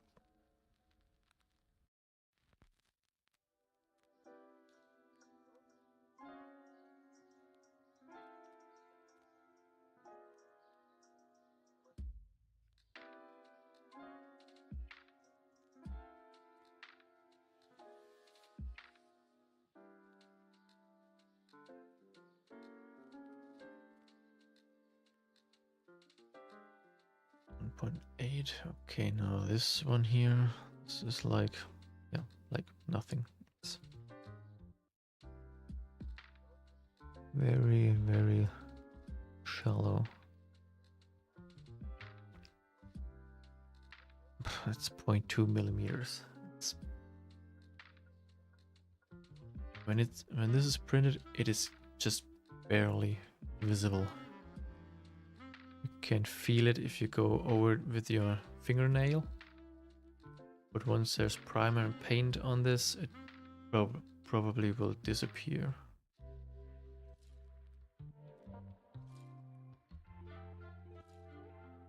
Make it bigger.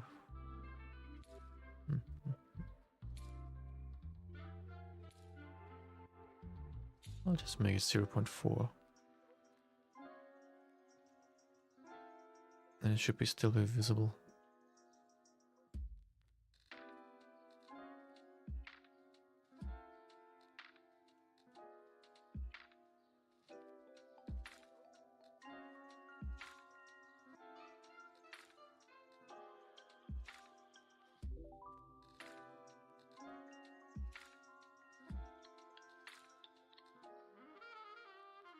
So those boxes down here, they are not really in the right place.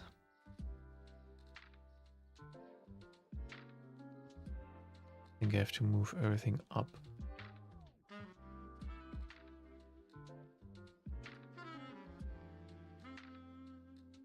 Even with perspective in it.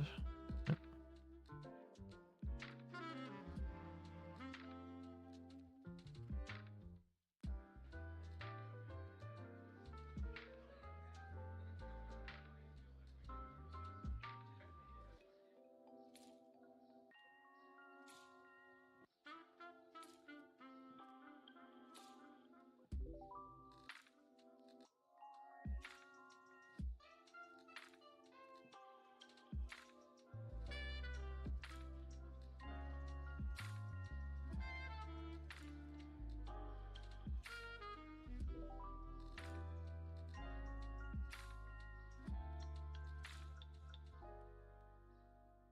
So this is a little higher. And this way higher. A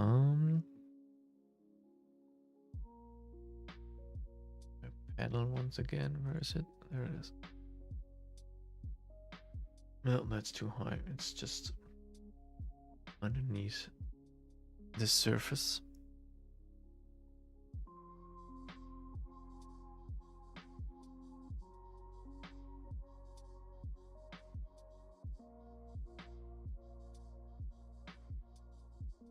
.4. Yes.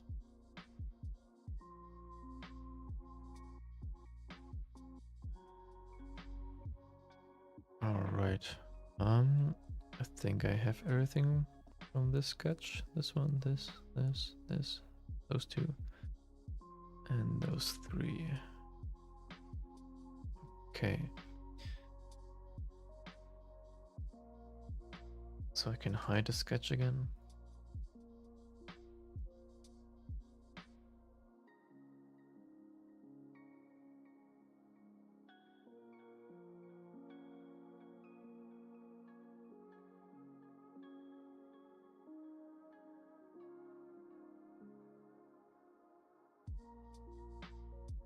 So I think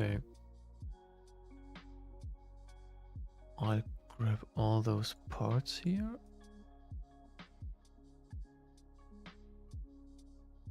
Oh, not this one. This here and this. Yep.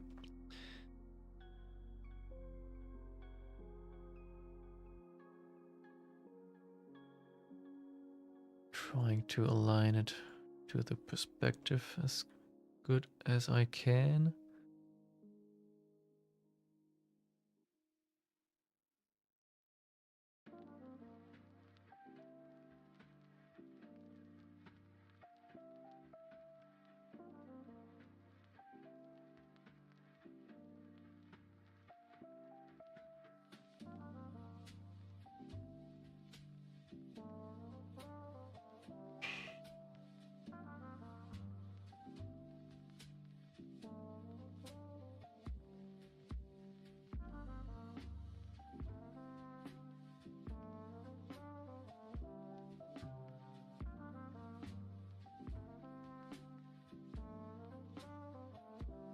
Maybe like this. Well, let's move those up a little.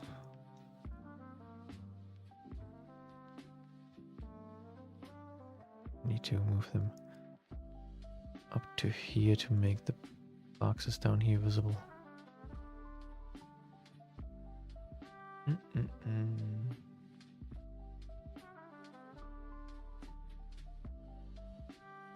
That's not going to work.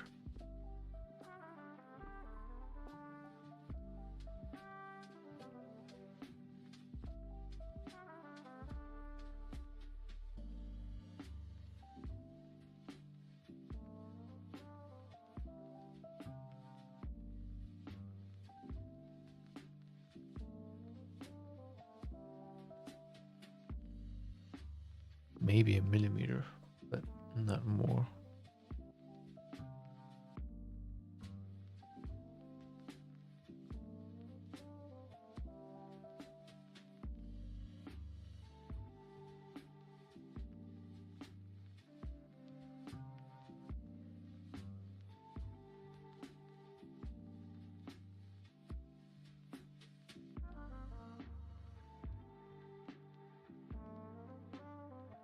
Oops.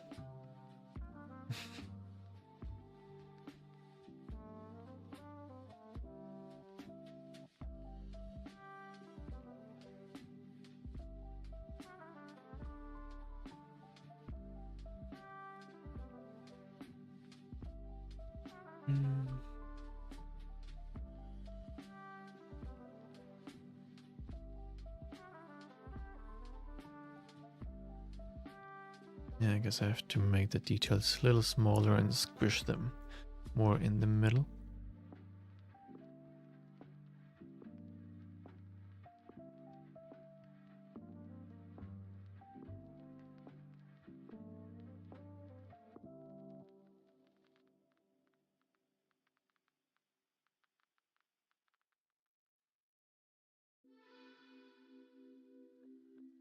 I've done this before. I moved them around. Well, let's see.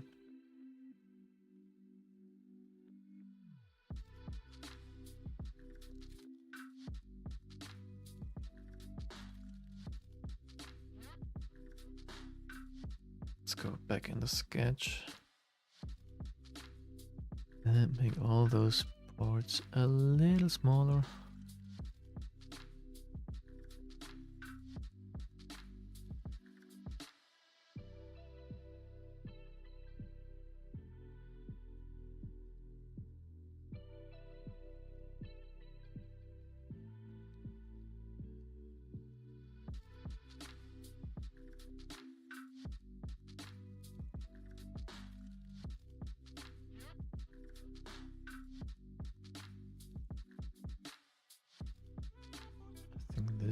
can stay as it is.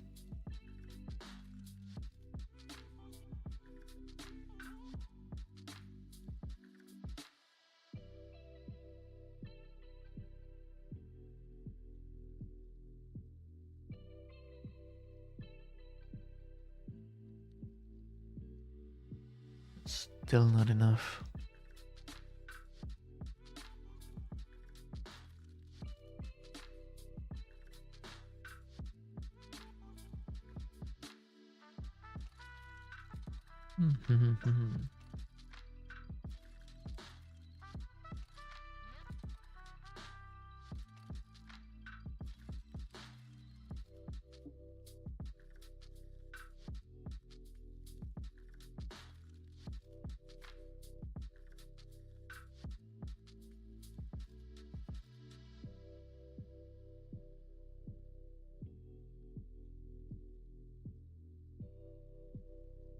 Did I move? Yeah, I moved this as well.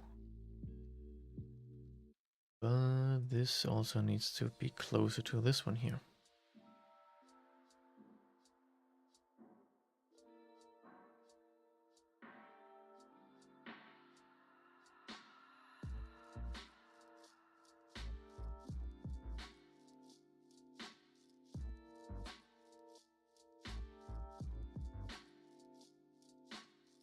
Oh, this is still weird here. Just can't get it correct. Something's not right.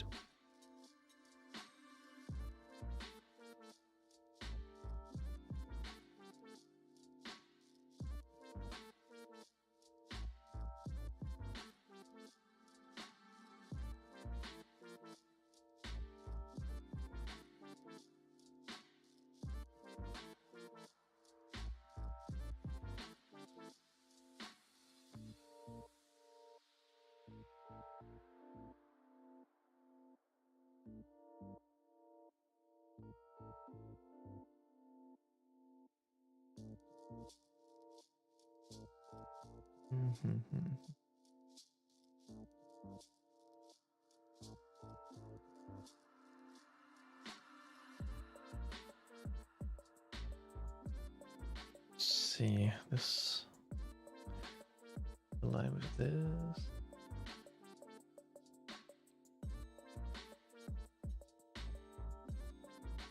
Yeah, maybe the cutout here is not entirely correct. It's also a possibility.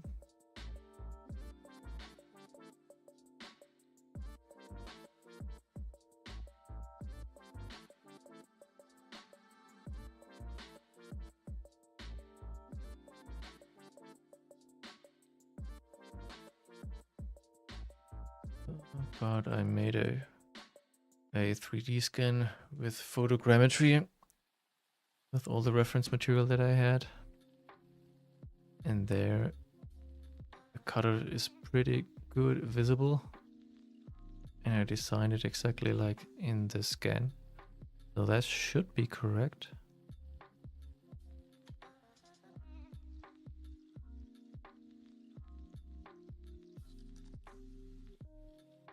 Yeah, I think this wheel needs to be smaller, then I can realign all the parts.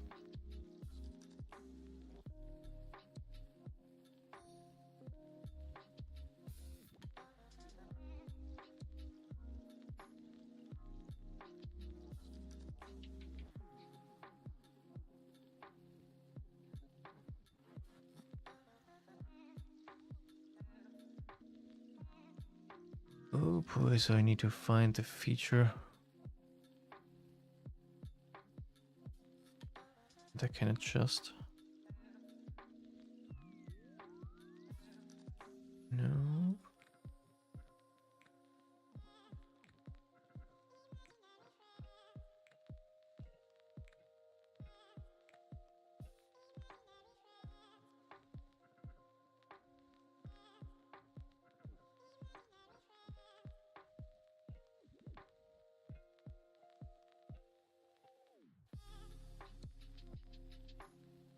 No. it? Unbelievable.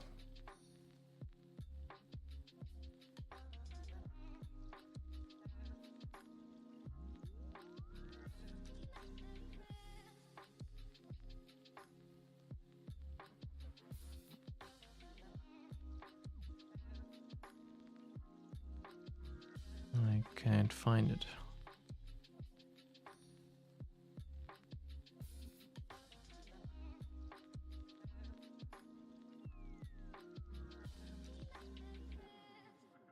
I thought it was those.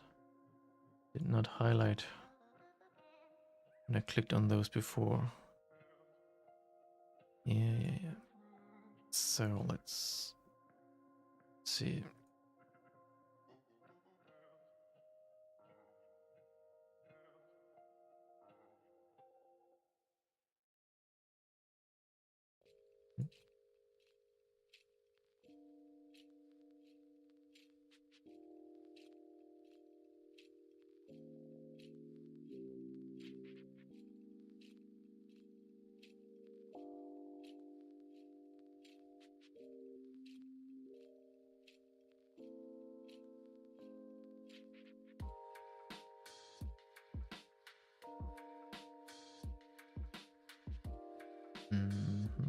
I can move this even further up. Let's do that.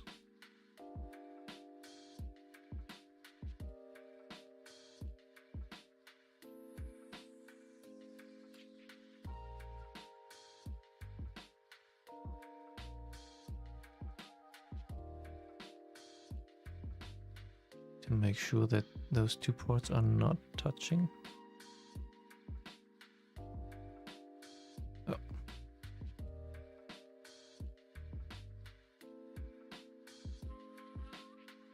Oh. Okay.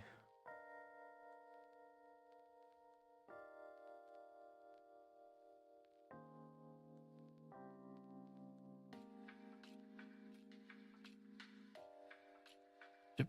Bring everything back in. Okay. Okay, no. Need to readjust all those things. Oh, great.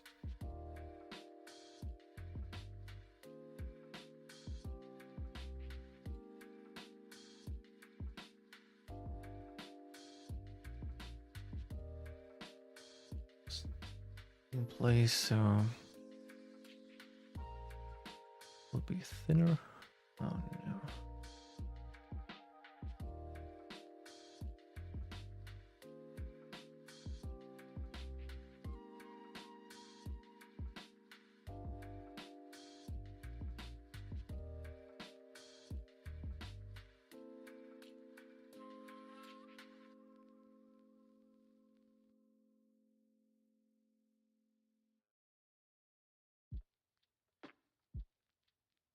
All right, the rest stays the same.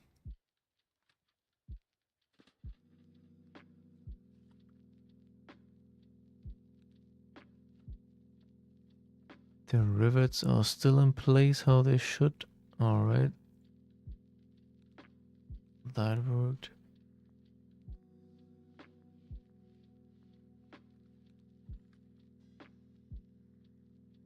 This one, then they need to shorten that a little more. They're not intersecting each other. All right. Next thing, this will stay. This one will need to move up.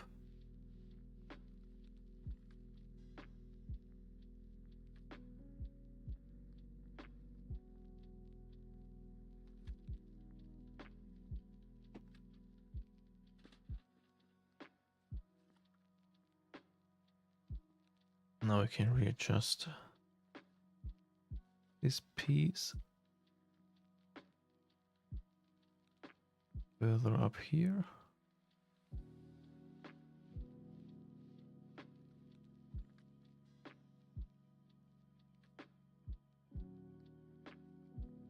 Okay.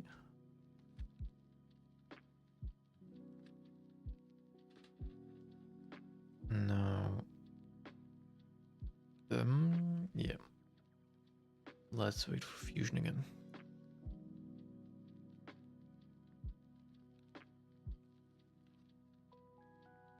Yeah, those are definitely not the most exciting things to do.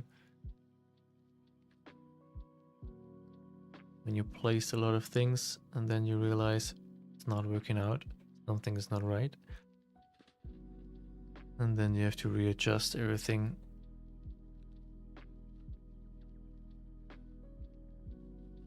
Unfortunately, this happens quite often.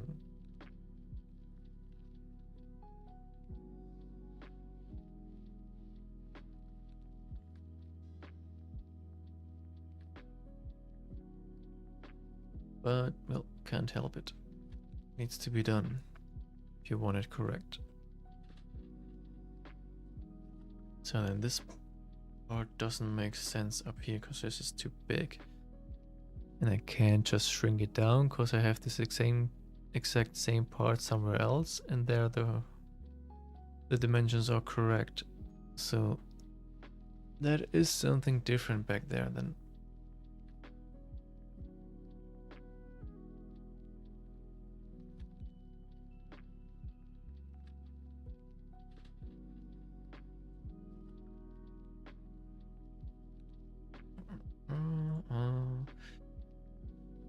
I'll just go quickly check if I can find the the other reference picture. Oops, that's not what I wanted.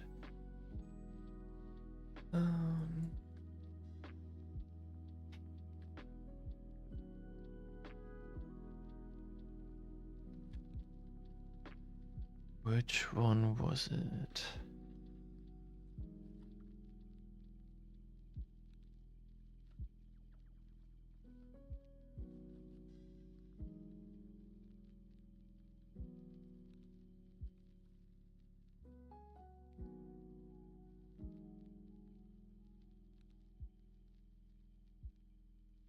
This one? Too many pictures.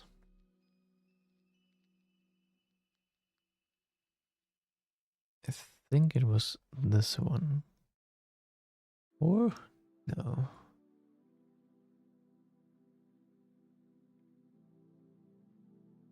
It must have been some other picture where you could see a little bit.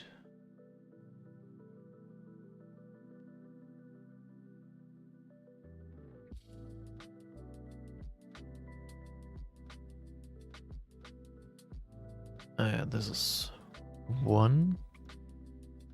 You can see just the very top of all the Greebles.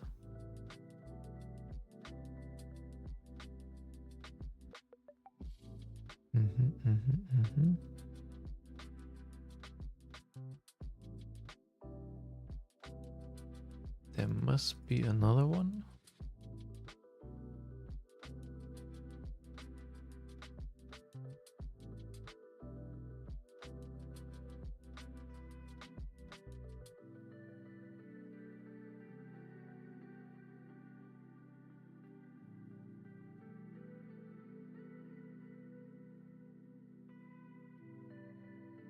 Or did I make the rest up myself and just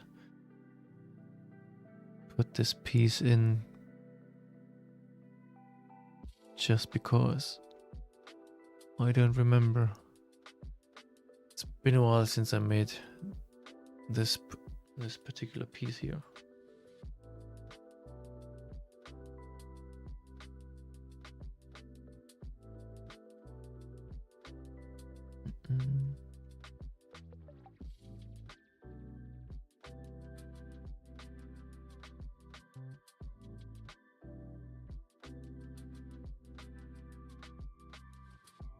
Maybe it was this that I saw. Oh, I think this picture was it. Okay.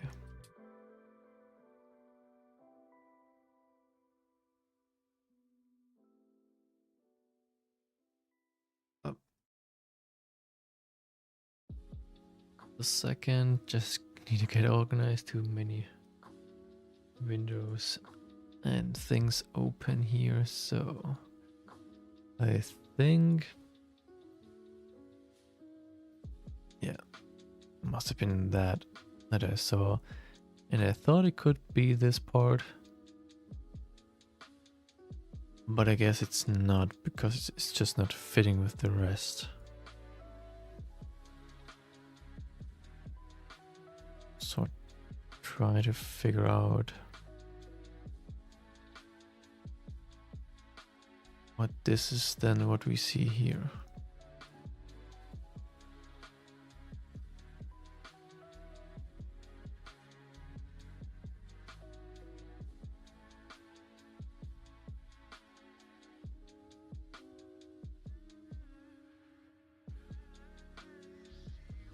Because those are the 4 cylinders. Those here. This.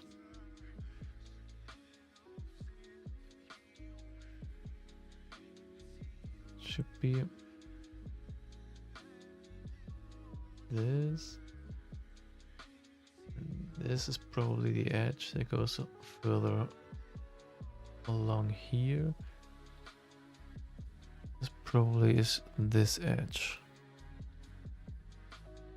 The second edge you can't see because it's down here. And this is that cylinder. Oh, it's way taller in this picture than I imagined it here.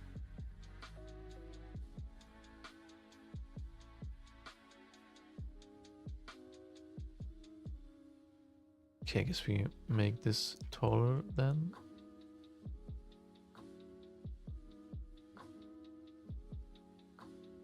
And this needs to be lower than this wheel part.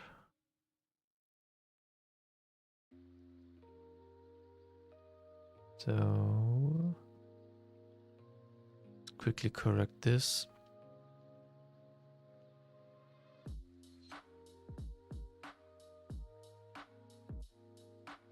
So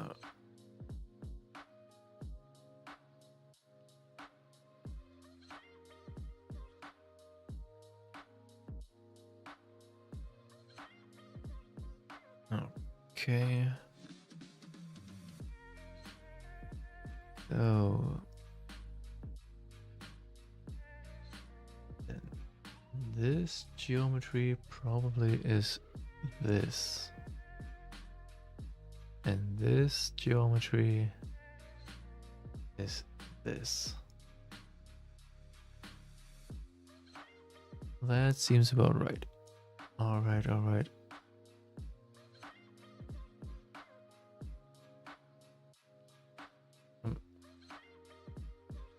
I'm trying to connect those two pictures and try to make out how those parts look like in 3D.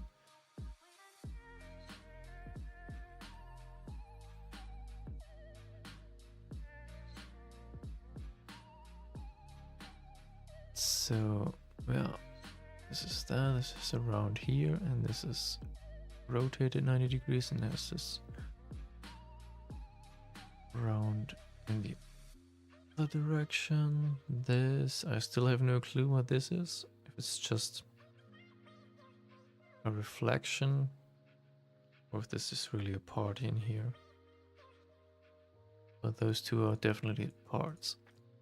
Alright.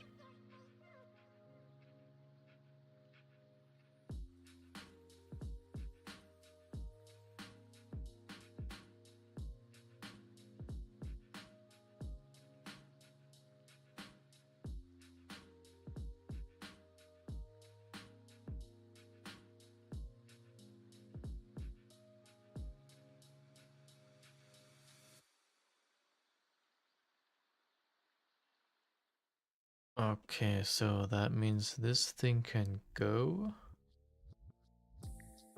Don't need that anymore.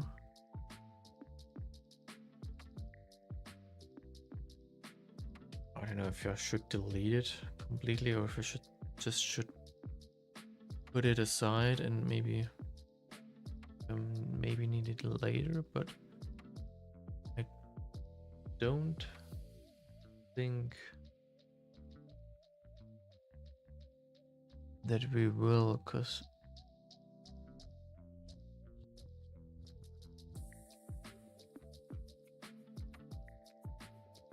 at least here it doesn't seem that this part is reused here.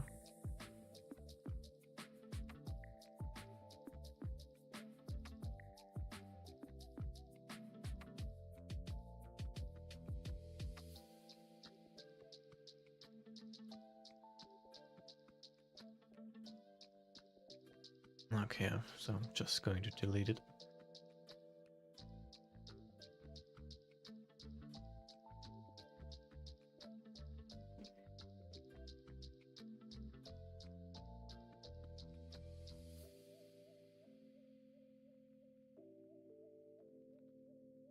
And now we can move all the parts further up here.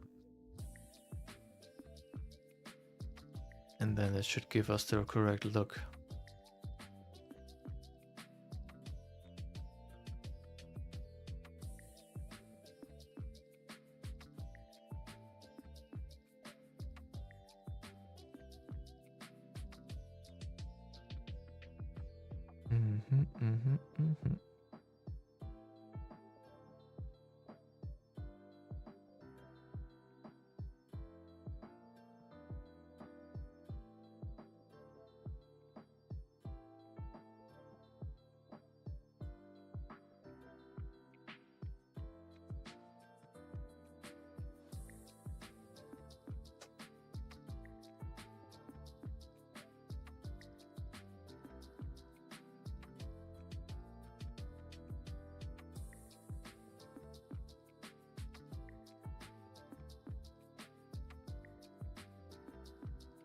I think the wheel still needs to be a little smaller.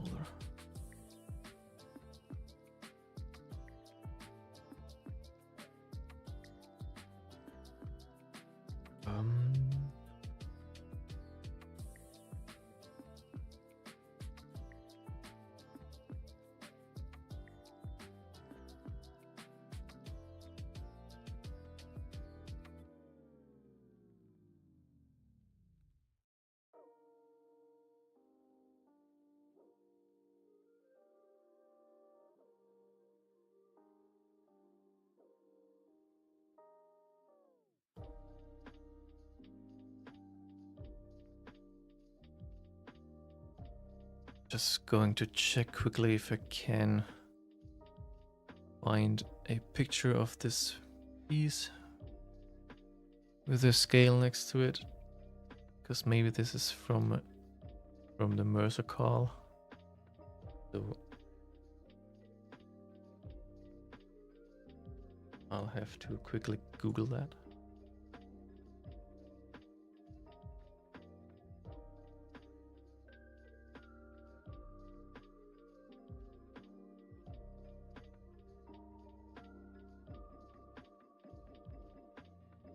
Oh, which kit was this? I think the 135.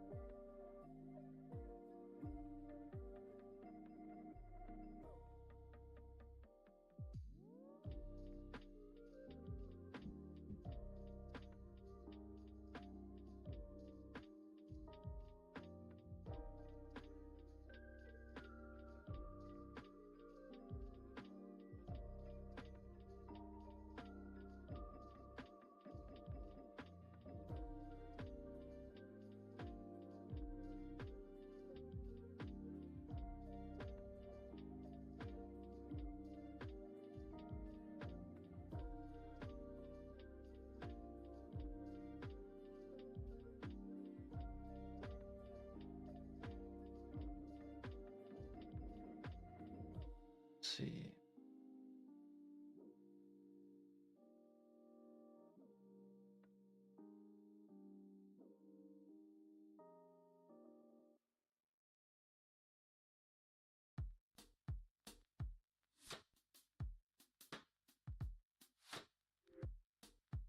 I need to find the correct kit. pictures of that kit.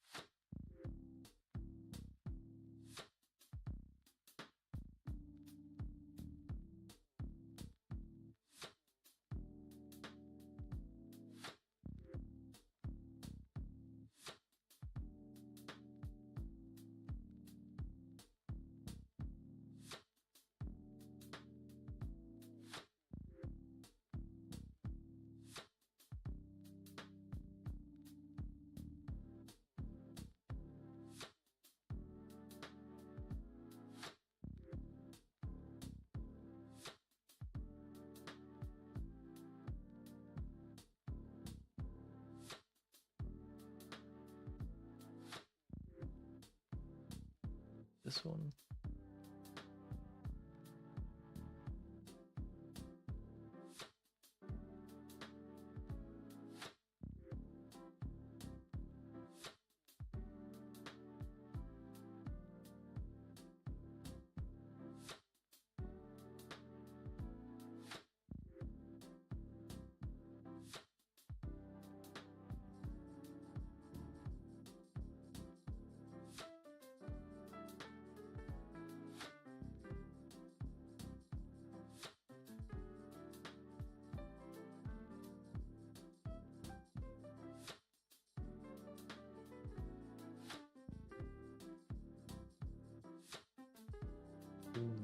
It's available.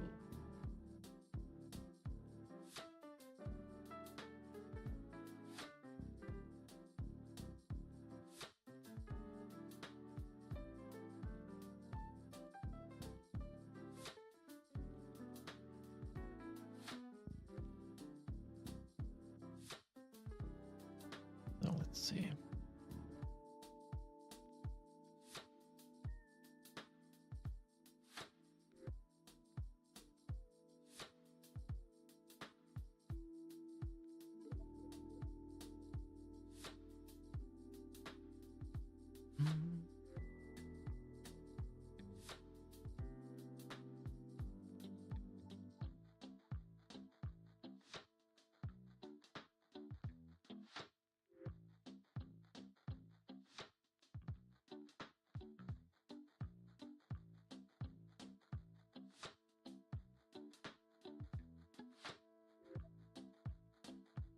So I found a kit scan from the Mercer Carl model kit,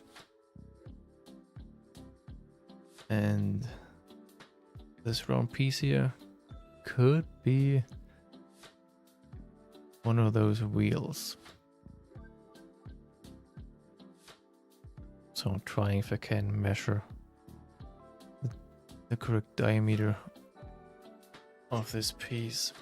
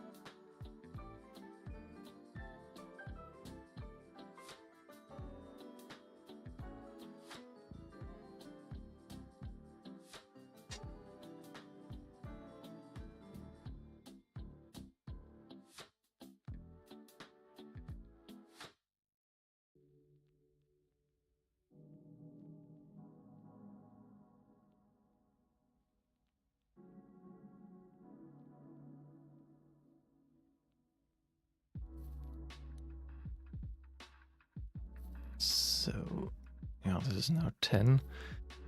I now measured 9 millimeters. The diameter should be 9 millimeters, so this needs to be even smaller, which makes sense.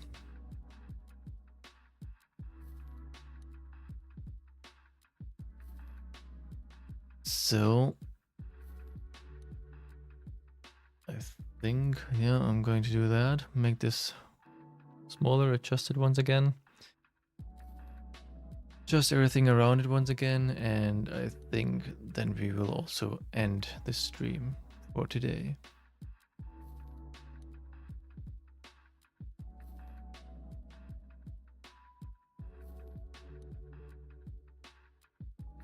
Before I bore every one of you to death with this.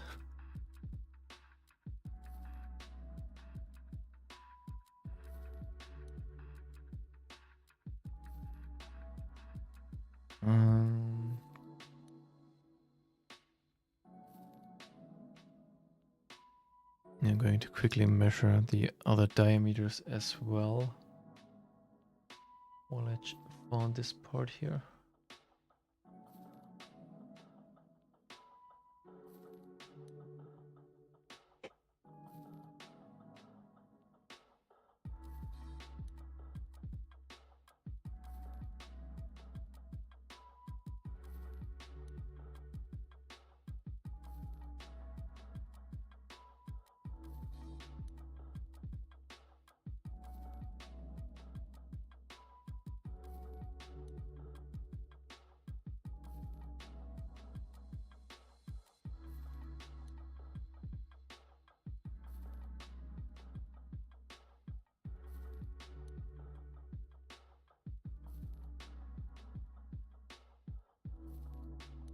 And 2, all right.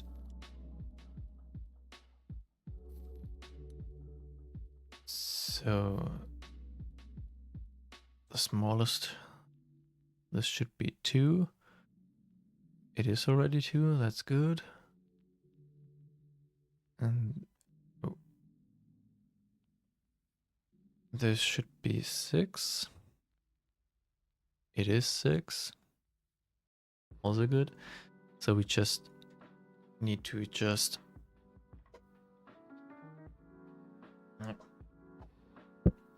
this outer diameter by 1 millimeter.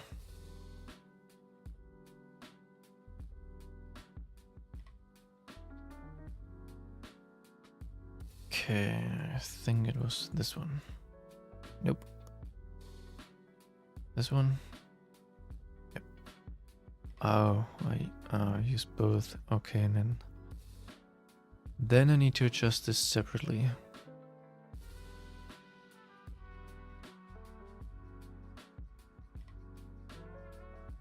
Let's roll back the history again.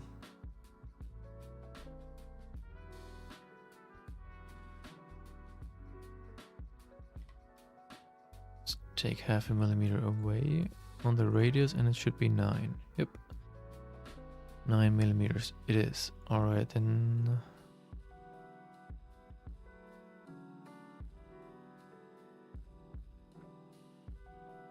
I need to move it once again.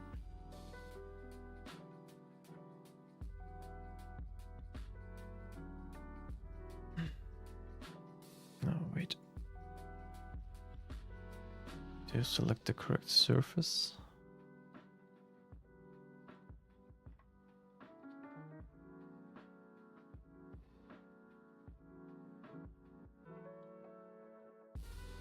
Now I need to move it also to the right, I think.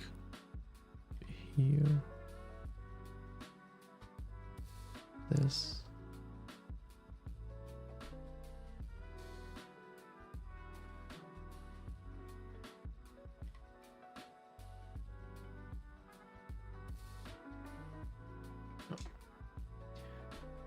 To make sure that they are not touching again. That looks fine. Alright.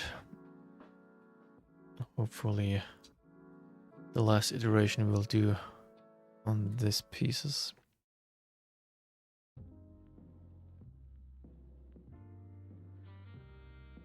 So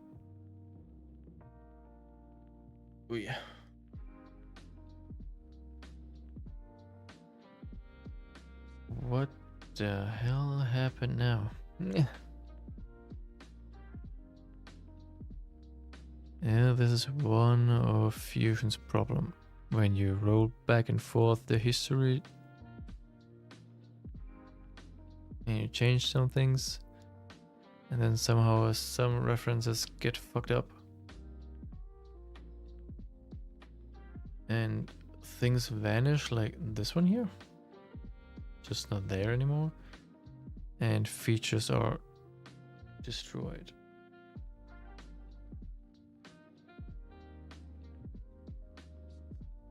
Okay. Where the hell did that thing go? I don't get it.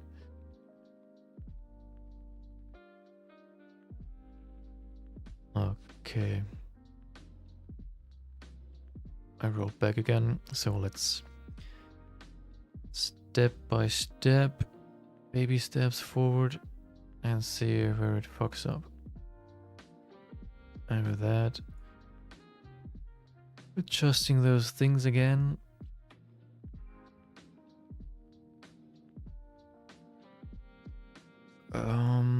Yeah, this needs to go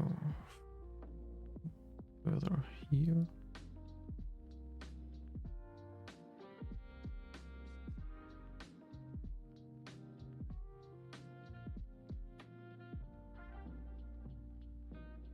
What did I do now? No. No, no.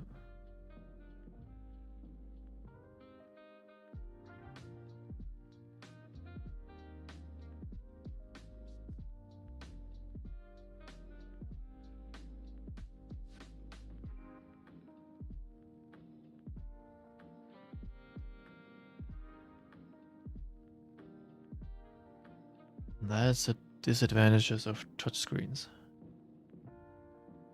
Accidentally touch something and then, yeah, picture gone.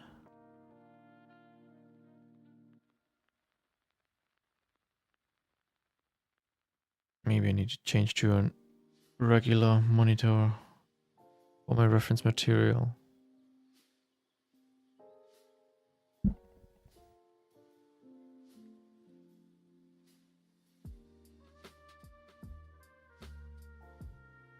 Okay.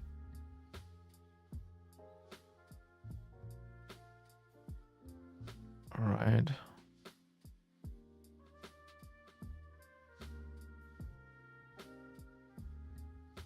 Next step.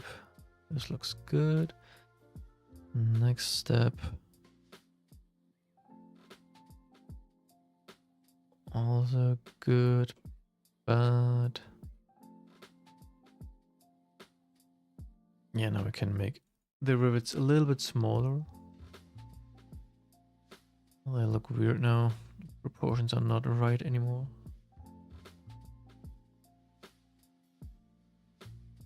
Yep. Also need to adjust the height and the fillet, of course. There you go. Oh, wait. Yeah. This is also always something that you need to make sure if you do iterations like this and change sketches and things like that.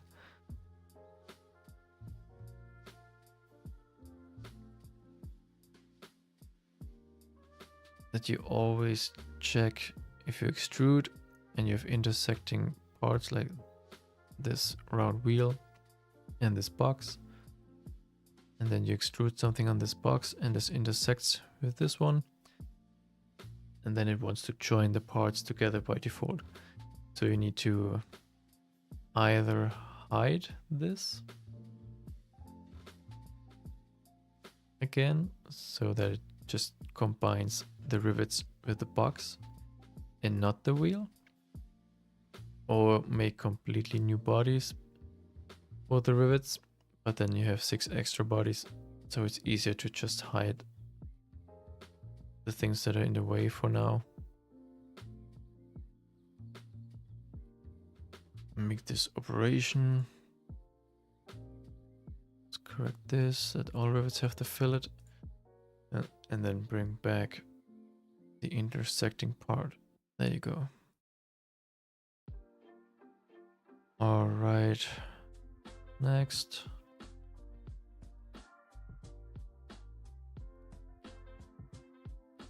No, the length is not correct.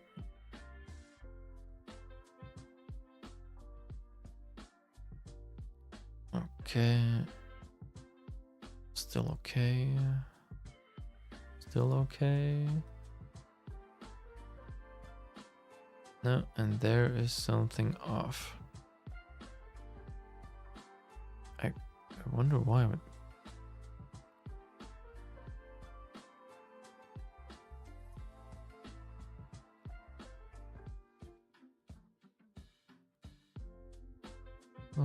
Okay, something is messed up.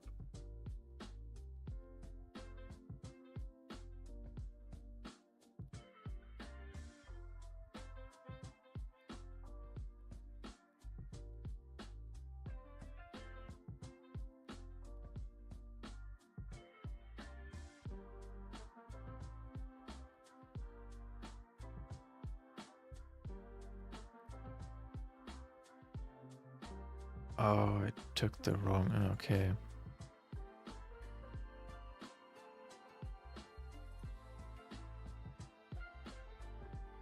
And why did he do that? I don't know. All right. Now that I changed the Boolean, the references are messed up, and so the fillet also lost its references. And then you have to manually click all the references again that you had. Even the value got lost. Yeah, this is something that is not fun about CAD. If it loses references,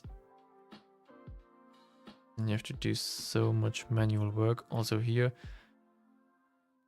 it lost those 3 references. I don't know why. But we'll have to clean that up. Can't help it.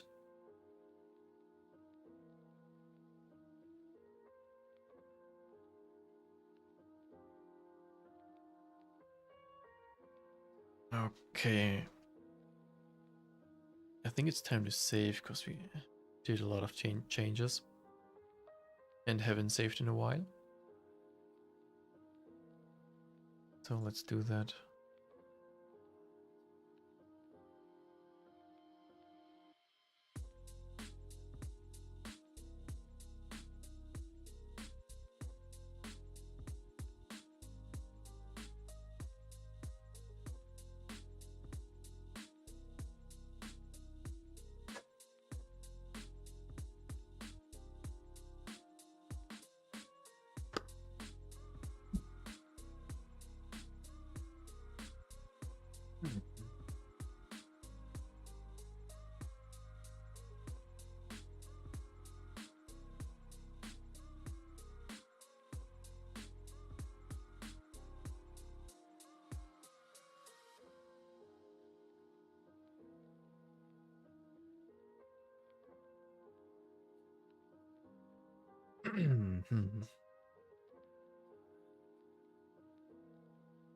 All right, save is complete. Let's roll the model forward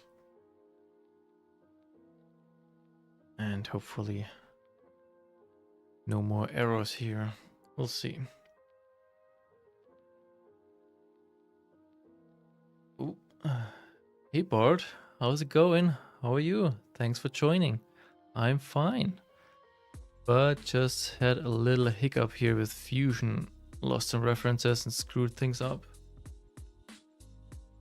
I had to fix some things here and there. And yeah, still making some bullshit here.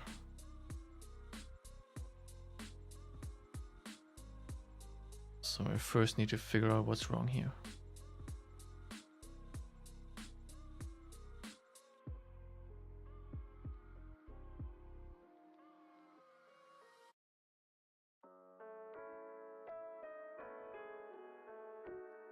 There is one error. All right. Need to check this out.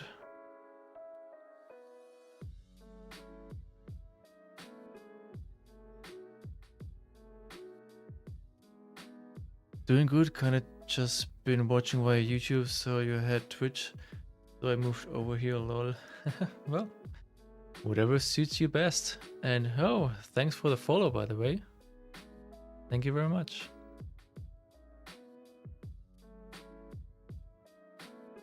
Yeah, at the moment I stream on both platforms because I don't know which one to choose.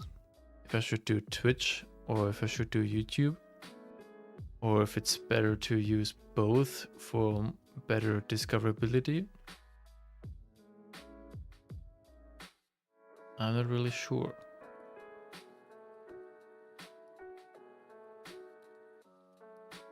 Regarding chat capabilities and things, I think I would prefer Twitch.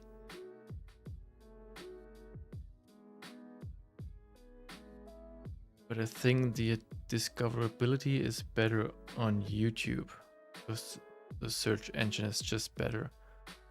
Or there is a search engine, because on Twitch it's, if you search something there, it's not working that great.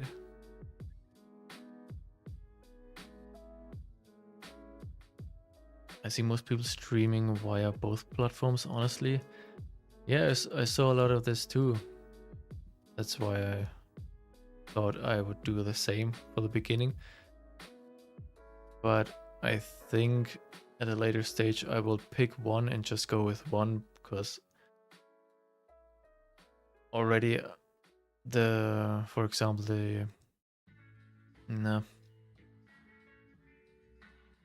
the chat overlay plugin for YouTube is not working. So if you type something into the chat on YouTube, it does not appear on the screen. So Twitch users can't see what YouTube users write. But the Twitch chat is showing on screen, as you can see. So that's a little bit stupid. And for the first stream that I used this overlay, it worked just fine. But then after that, YouTube just stopped working. And I don't know how to get it to work again. So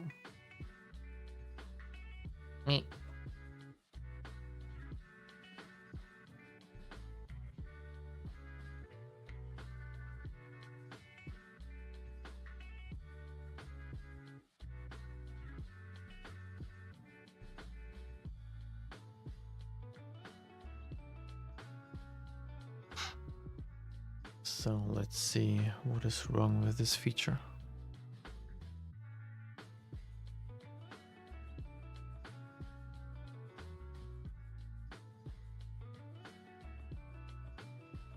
Don't see anything wrong with it. Probably just, yeah. Lost a reference. What else? And this must be this one here. Also lost the references because I redid this feature, so it's, yeah. Come on.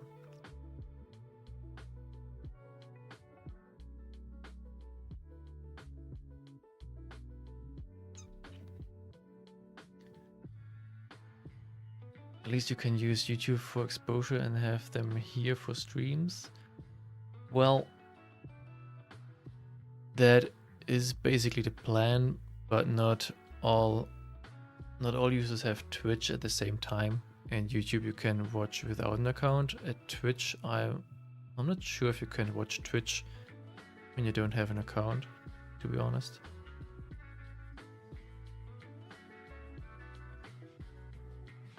How often do you stream? Well, I try to stream every Friday, but that's not always the case. So almost every Friday,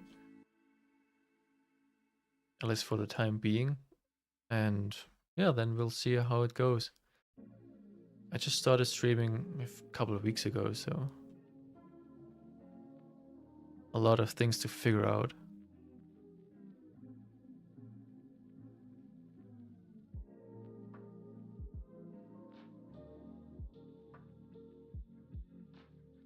So this is fixed now as well.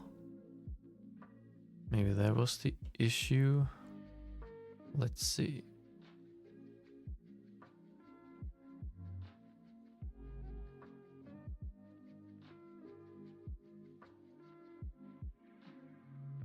Nope. Nope. There's something disappearing.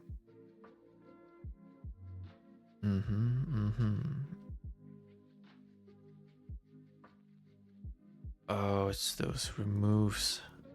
They... Why?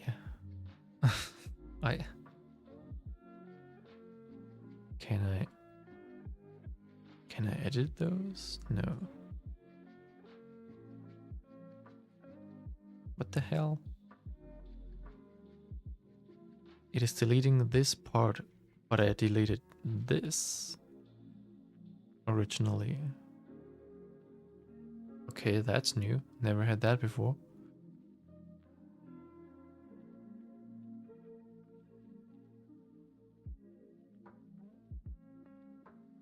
So I'll just get rid of those.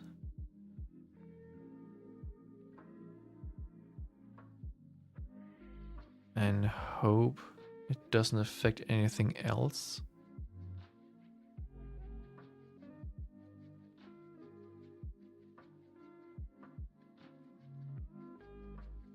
This is that. Okay.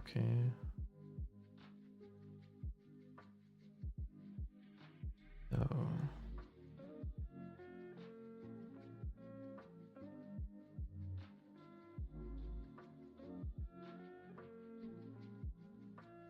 okay.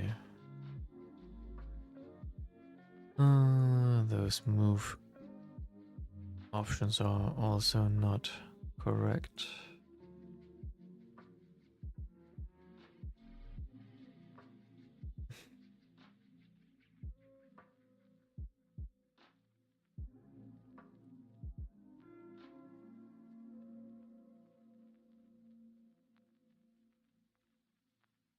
Yeah, don't know what happened there.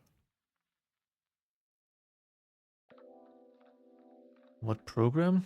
This is Fusion. Autodesk Fusion.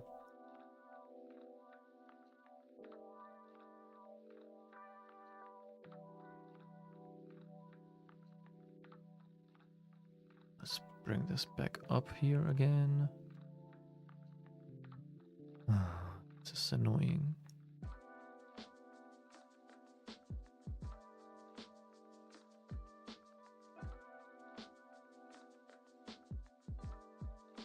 Okay, that's better.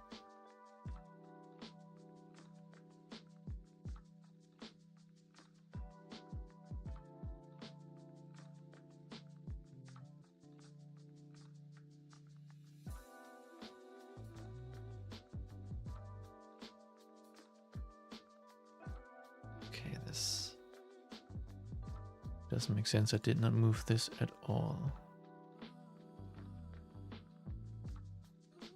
All right.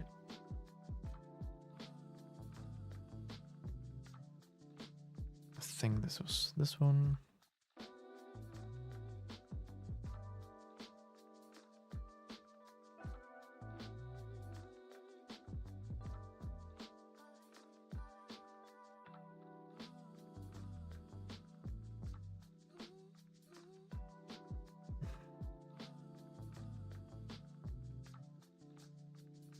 Okay.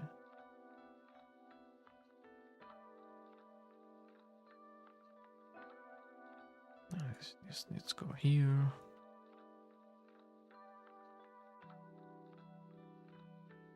This was over there.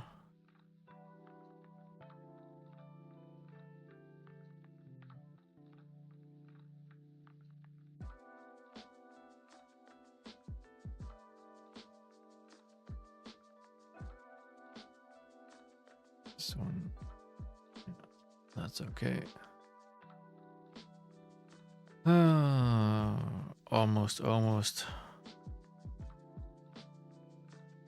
Almost there where we were.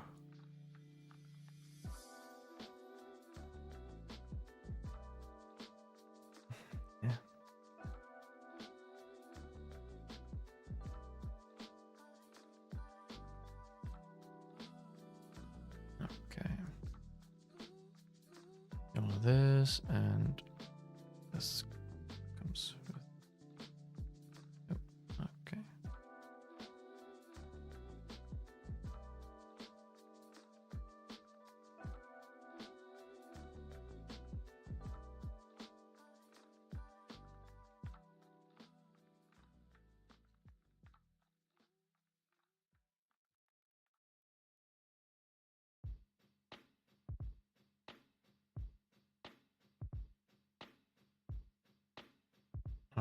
Okay, I think everything is working now again. That was not fun.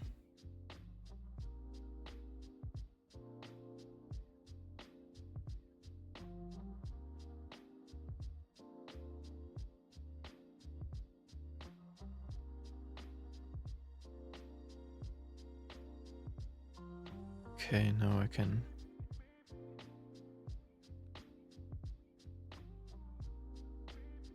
adjust those sketches.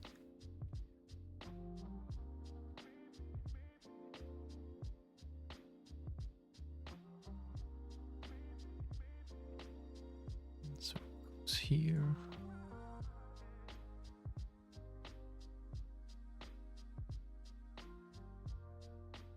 I can move all of those up here. Oh. Why does it only move this one?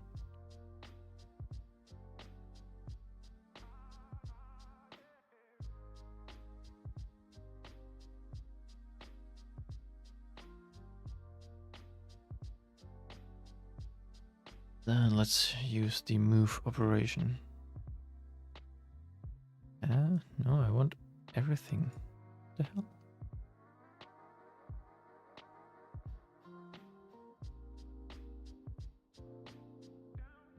Okay, what's up with fusion?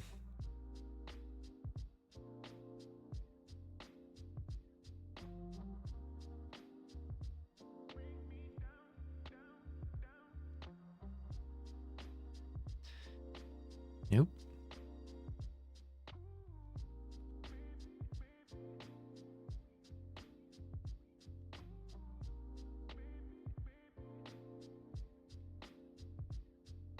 Then I'll do it like this.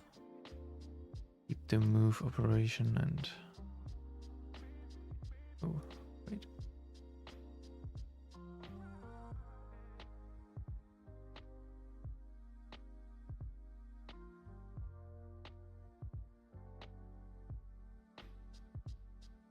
They will go all the way up here.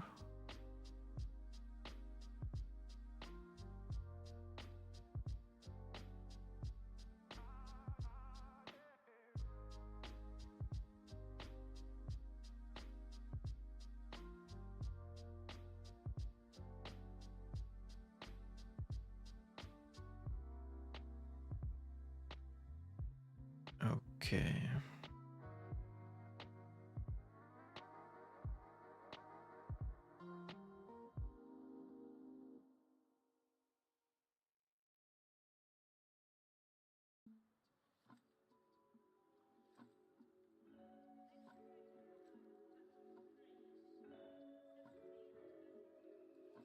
Still need to adjust those boxes down here.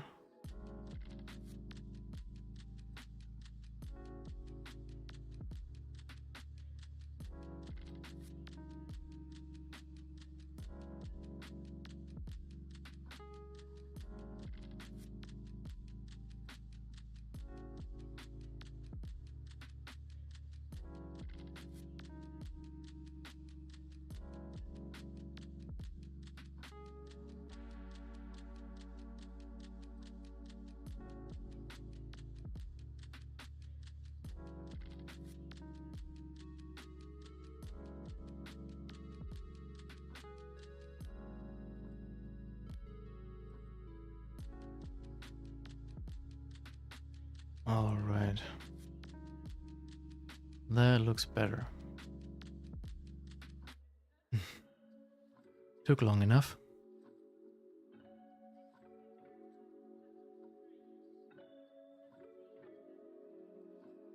Whew.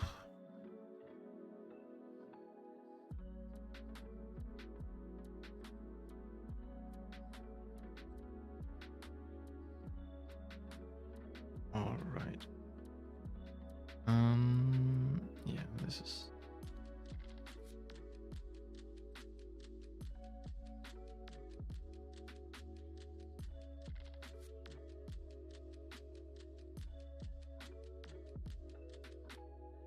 This needs to be closer.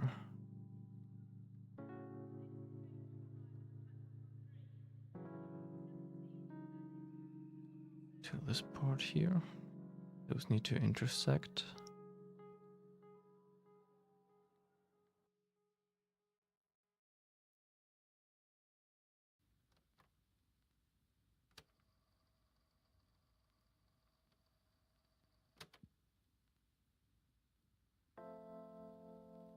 Ready?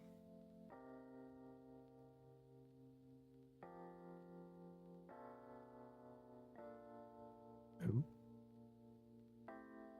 That was the wrong sketch.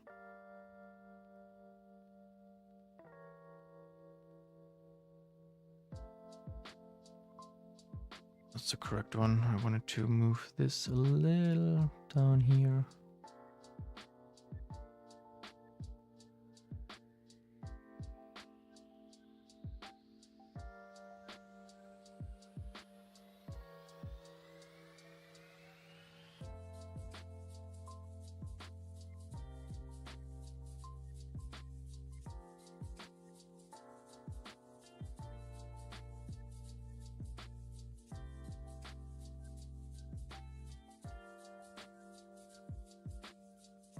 All right.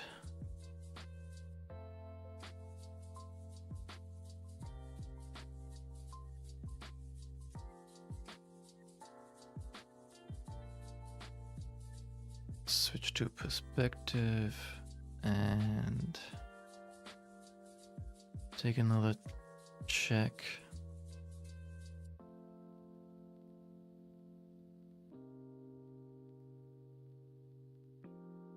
Now that looks way better now. You can see those blocks.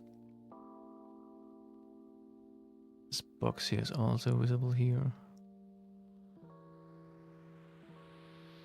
This looks okay. This. Yeah, that is way better than before. Took a while to get there, but we did it. Very good. Only need to adjust the length of this piece here. Is still not correct. Needs to be a little shorter. But that's a quick fix.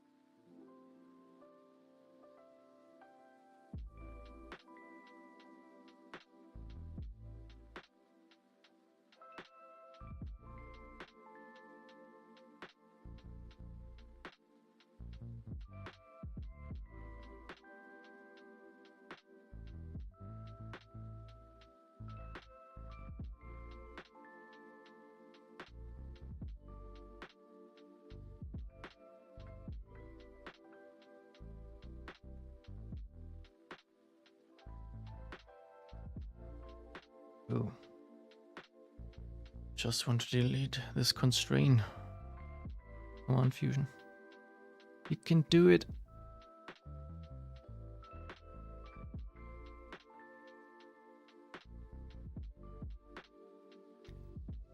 How long have you been in the 3D space? You definitely have several years under your belt. I would say so, yeah. Well, let me see.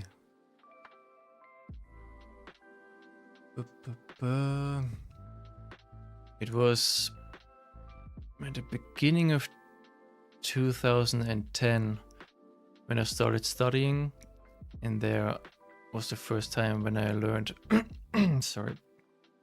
where I learned CAD. So Almost 15 years. Holy moly. That's crazy.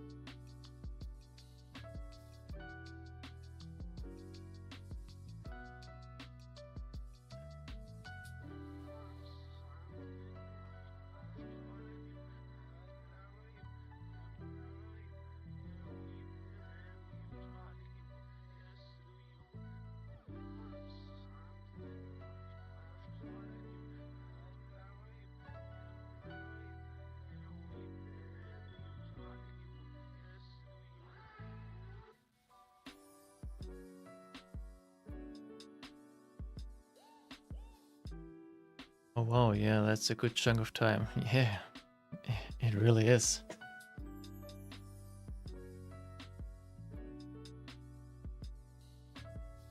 Just now that I'm realizing 15 years. Damn, that's a lot of time.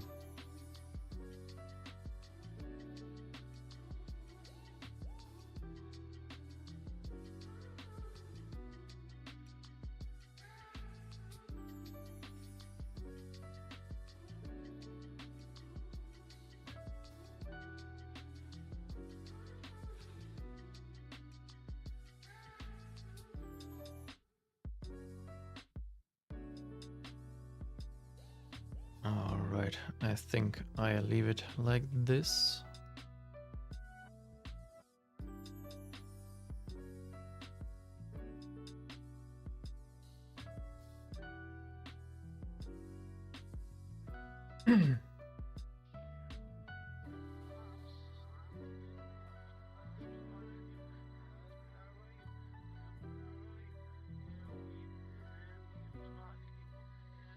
I started my Blender journey sometime last year.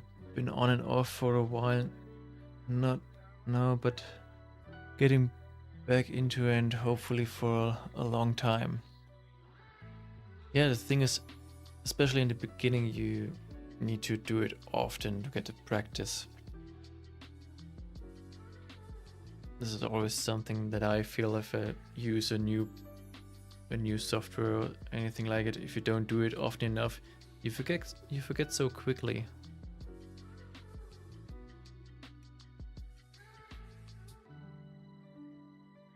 I also tried Blender and I also use it for some things, but mainly for when I do some renderings.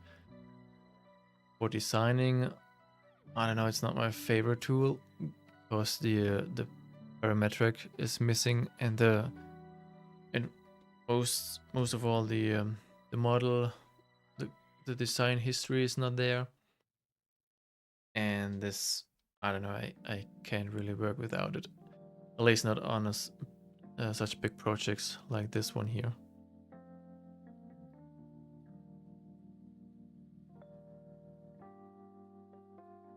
But otherwise, Blender is a very powerful tool.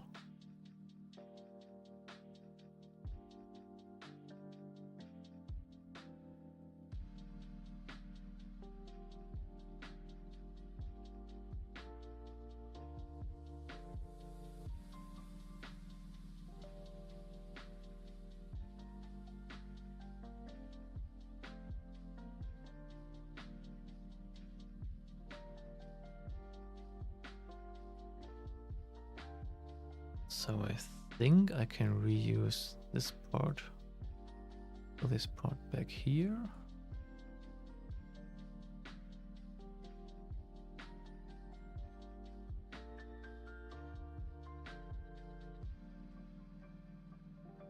Like that.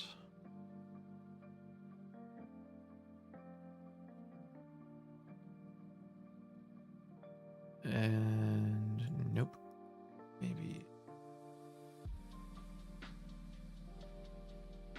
Can I use this part?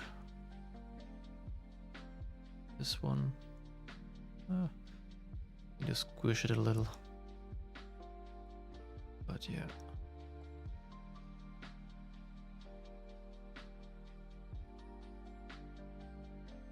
Okay.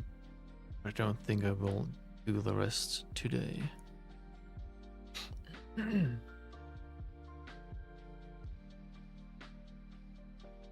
Yeah, I enjoy it. I've always been interested in 3D, so the fact that it's free and you can do so much is awesome. Yeah, definitely. Indeed.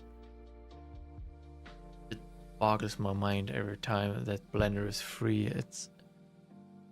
That's really crazy. And if you go on YouTube or on the internet in general and see what people can do with that tool, it's crazy.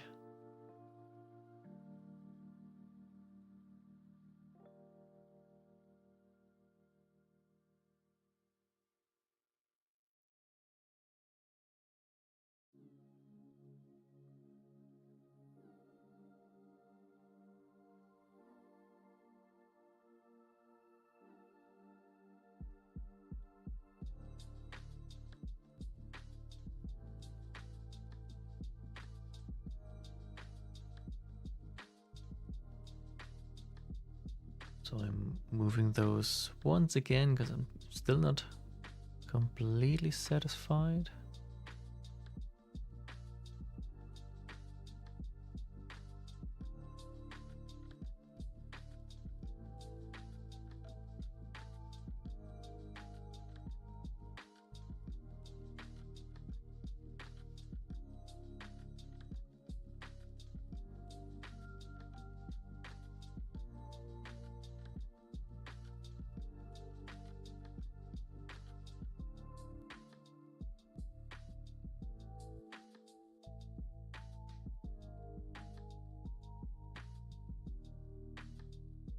Should do it.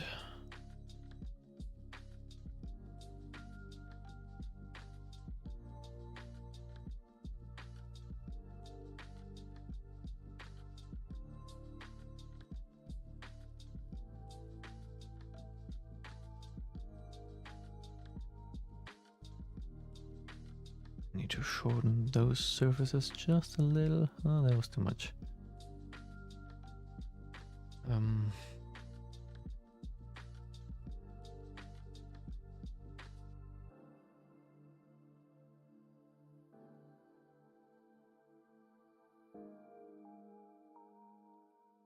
Yep.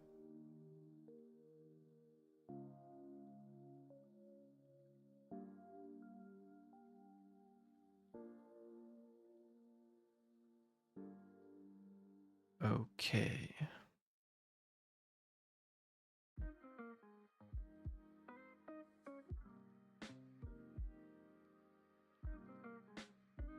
Alright, the only thing left to do here is those parts here. This one and this one. And I'm still not sure if this is just a shadow or if this is also some kind of part.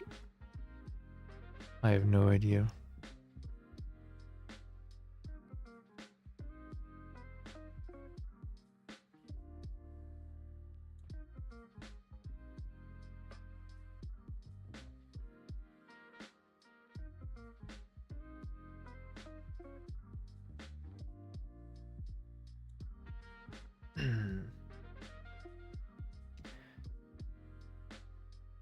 Goody, let's save.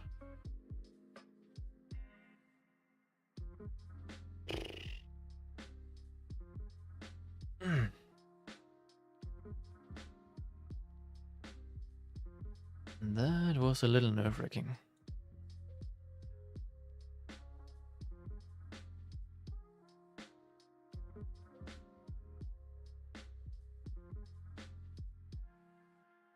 Versus, I thought I screwed up this cutout here and the proportions of this entire panel. But then I found the piece that I think, and another one also thinks was used for this, and I found a picture online with a ruler next to it, so I could use take some measurements, and I adjusted it, and now it looks fine. So that's a relief. So the side panel here, the big one, can stay as it is.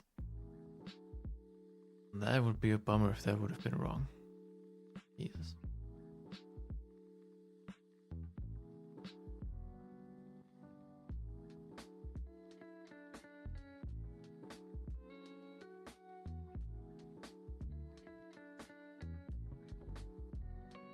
Alright, with that said, I think I'm going to end the stream for today. And I don't know, maybe those are just minor things here. Maybe I'll do them off stream if I find the time that we can move on to a different part in the next stream.